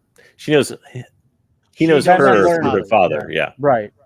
And this also starts the Wonder Woman and Batman kind of romance. Hey, that's carried through. Yep. Yeah. I'm probably still with BK on this. Yeah. Again, this is. I don't know. I'd say pretty good is fair. Pretty good. It was. Yeah. It's the one where, like I said, I put it in there because of the singing. Part that was a good call. We needed that. Yep. We need a musical number. Like I said, that moment or that 3 minutes makes this a memorable episode. Hey, Dead Man. All right. Dead Man. Where Dead Man is Batman. Kevin Conroy is Dead Man as Batman. Many levels. Yep. And Dead Man is Nailed it. possessed Batman, and so Nailed it. a lot of Kevin Conroy in this episode, which is why it's included. But I can't remember the exact aspect of. Again, it's the first episode where you have Dead Man. I don't even know if he's in any other episode. He may be in one or two other ones, but He's his only featured one. Yeah, this is his only really featured one, I think. Yeah. So. But yeah, I don't know. A lot of Conroy in this episode plays it well. It wasn't a great episode, in the fact that I'd probably put it Conroy. I'd say okay. I put it in pretty good. Conroy plays a lot of characters, but the way the episode worked out in the end was kind of crappy, just the story wise. I mean, if I remember right, they go to something like Buddhist temple monk or something like that. Is this the mystery behind? They're trying to solve the mystery of, is it Boston's death? It's avenging his death. Yeah, avenging his death. Brand? Yeah, and don't they end up at like a Buddhist temple? And I can't remember exactly what happens all throughout, but it gets a little weird storyline wise. Got you too. I think it's like psychic remains, and like it can't stop people from stealing the psyche of the old Dead Man convinces Superman, Batman, and Wonder Woman to help him retrieve the souls of the mystic order of monks stolen by the secret society. There it is. Gorilla City. Yeah, this one. I mean, I don't know. It was pretty good, or I mean, I don't know. It wasn't like accidentally kills Devil Ray. It's okay to say that it wasn't that good, and it was just. It wasn't. It was okay. The story wasn't that great, but. You get a lot of Kevin Conroy in it. Exactly, and you got to balance the two. I would say it's take it or leave it. Yeah, probably so. All right, unless you're a huge Dead Man fan, probably might disagree. I mean, I like that. Yeah, Dead Man's cool. We got a Western. Speaking of time travel, and again, you get multiple Kevin Conroy. You get the current Batman is the one where they go first back to the past, and you get Jonah Hex. And then they go to the future with Batman Beyond and Static Shock. And there is a scene, again, Kevin Conroy, where Batman's trying to interrogate, a crook. And he's doing it his way. And then the older Bruce Wayne, grabs him. I can't believe I was never this green. He takes the cane. He's like, this is how you interrogate someone. It was good Kevin Conroy interplay. And it was a good story, too. It really tied together the past and the future or the present of the DCA. Was it Rebel Moon? Very much Magnificent Seven or Seven. Zack Snyder. I think Zack Snyder adapted part of this for Rebel Moon. This and Seven Samurai. It actually wasn't good, right? I know it sounds terrible to say it's Justice League goes back to the Old West for half the thing or whatever. No, but that's why it's pretty good. It played out better than it seemed. Yeah, I actually like this episode quite a bit. I don't know if it's quite must see, but it's at least pretty good. Yeah, I'll give it to pretty good. That's fine. Pretty good. Again, because none of these are really bad. The worst is you watch. Oh, that's a matter of opinion. No. I mean the rankings. Yeah, exactly. No, all these episodes are good episodes. Only 2 or 3 I'd be like, I don't know if I'd watch. But anyway. Homeless Batman. I remember. Hobo Batman. Hobo Batman. Amnesia. Yeah, this is actually a good pick as a Conroy episode though, because you get him. Yeah, you get him as the voice of Bruce Wayne instead of the voice of Batman for so long. Right. So for almost the entire episode. I agree. I mean, the story was okay at best. I mean, it was kind of forgettable in terms of who the criminal was and Batman Amnesia, but it was kind of an outside the box episode. And like you said, for a Kevin Conroy episode, you get a lot of that. Also, Alfred flies the Batwing or something. Chain Gang, Amnesia. The episode wasn't good, but Alfred? The guy was definitely talking a lot. Good stuff.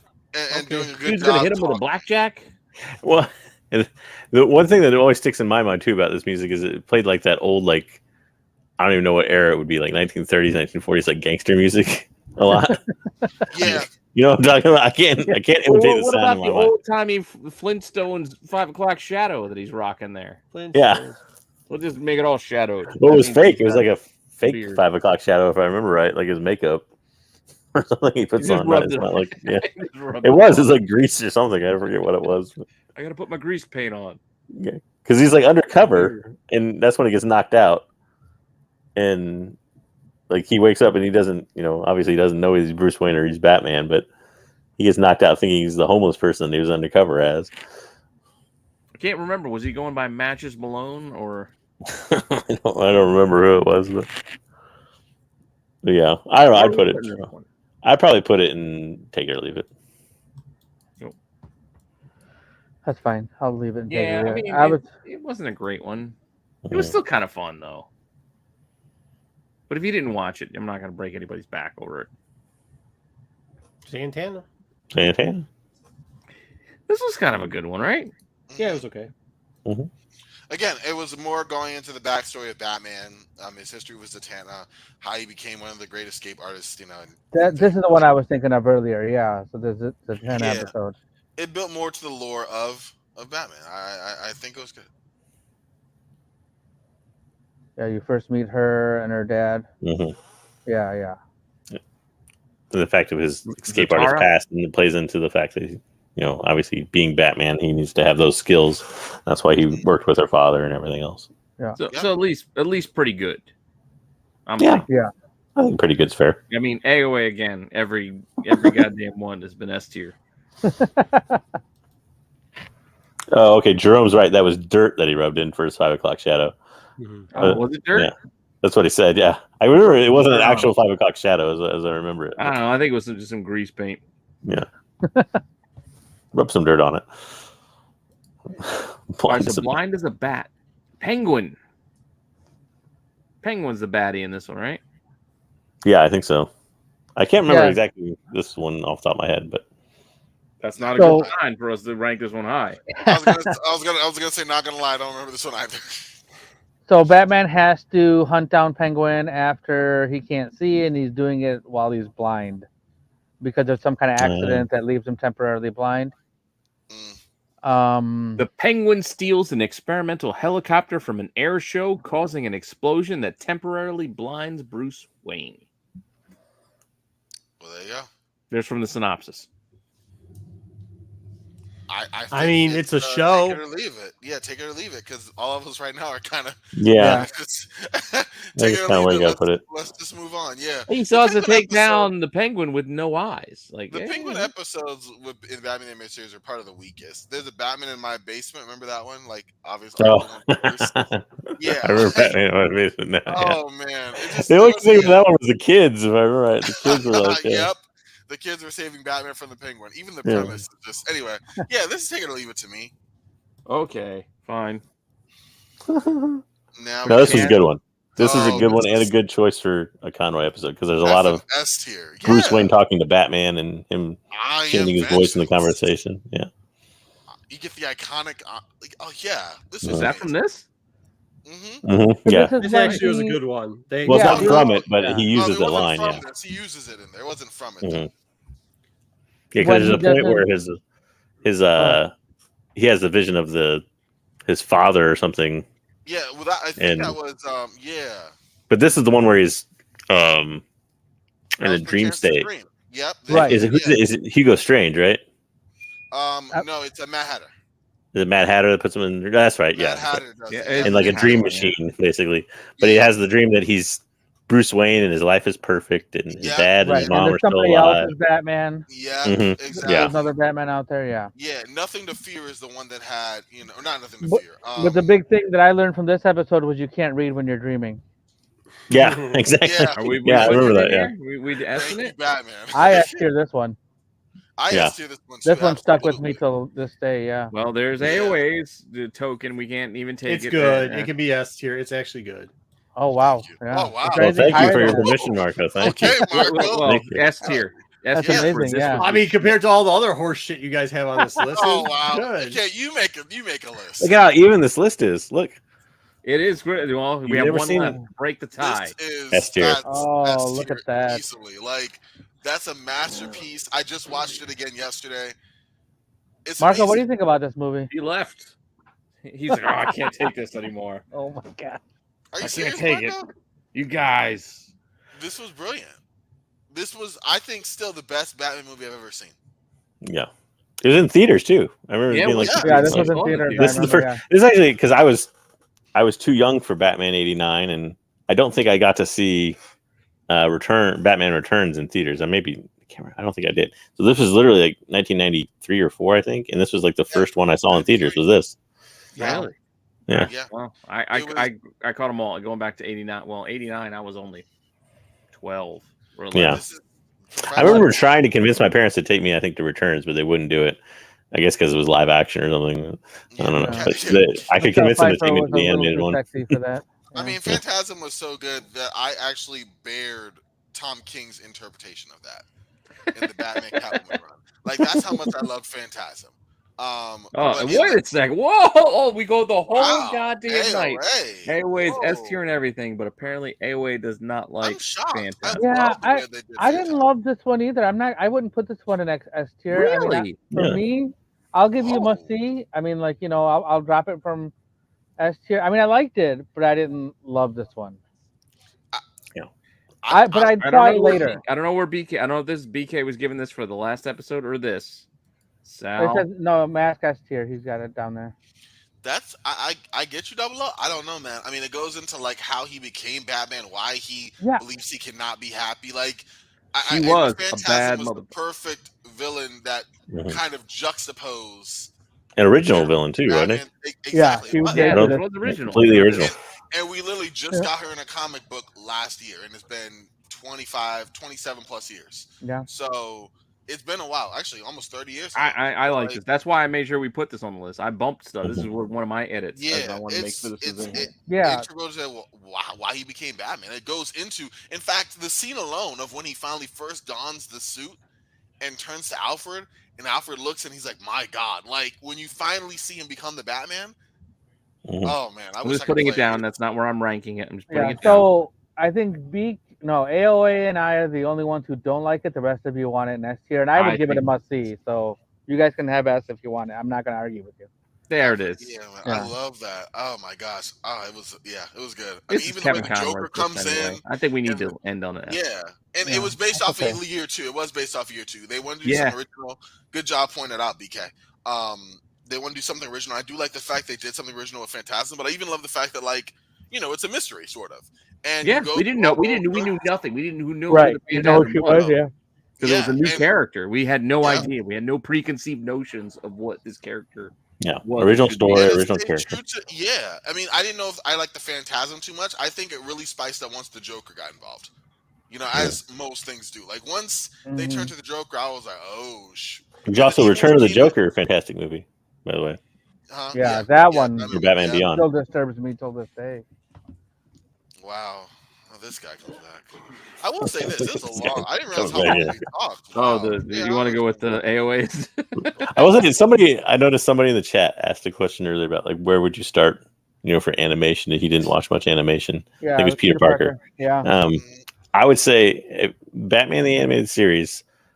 If you're familiar with the character of Batman just in general and haven't watched any animated series, if you want to pick up one episode that involves a lot of villains and a lot of Batman and everything else in it, and the way it works is Almost Got Him. It's probably my favorite Batman the Animated Series episode. Almost Got Him. Almost got him. To add a nice note to the end of this, Conway sure did put me to sleep a lot. Conway? Oh, yeah, his voice. Who's Conway? Come on, man. You can't speak ill of Del. Conroy, whatever. No, not whatever. We're talking about it's not whatever. It's not. I'm telling you, like I get it, but his voice did put me to sleep a lot. So that's nice. It was soothing. It was. It was very soothing. It was. Yes. Because Corbin, you tried to make me watch a bunch of this stuff, so I did, and every time I just kept falling asleep to it. I never sleep on the couch. I swear to God, I never sleep on the couch. I try to watch this stuff, I'd be like, oh shoot! I mean, he does. He's got a very soothing voice. You know whose voice does? Whose voice is Conway. Sorry for mispronouncing. Whose voice does that though? For me, like I literally try to listen to the audiobooks. Is Neil Gaiman. Like if I'm like just laying down listening to a Neil Gaiman audiobook, like I fall asleep all the time.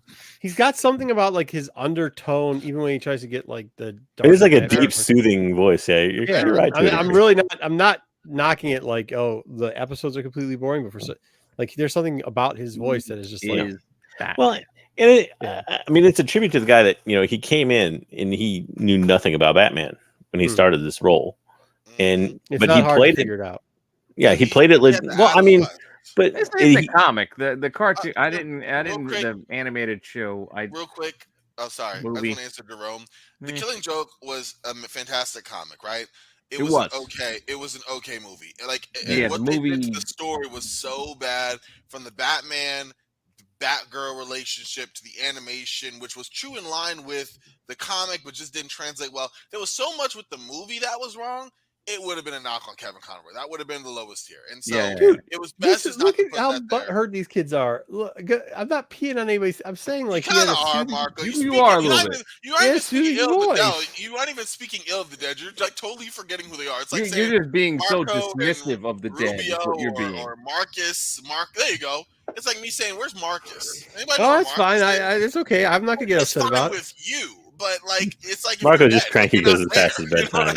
You know what I mean? It is like yeah, 3 hours. Didn't talk He had one of those. Minutes. I mean, he just had one of those voices. That I just see why people are butthurt. I'm not. I just thought it was funny. I didn't even know you were talking about at first. I was like, I kept saying Conway. Who is he talking about? Yeah, Conroy. I thought you were talking about Jerry Conway from like the Marvel comics. Well, what I was trying to say was he perfected the character really well early on, and he did it for.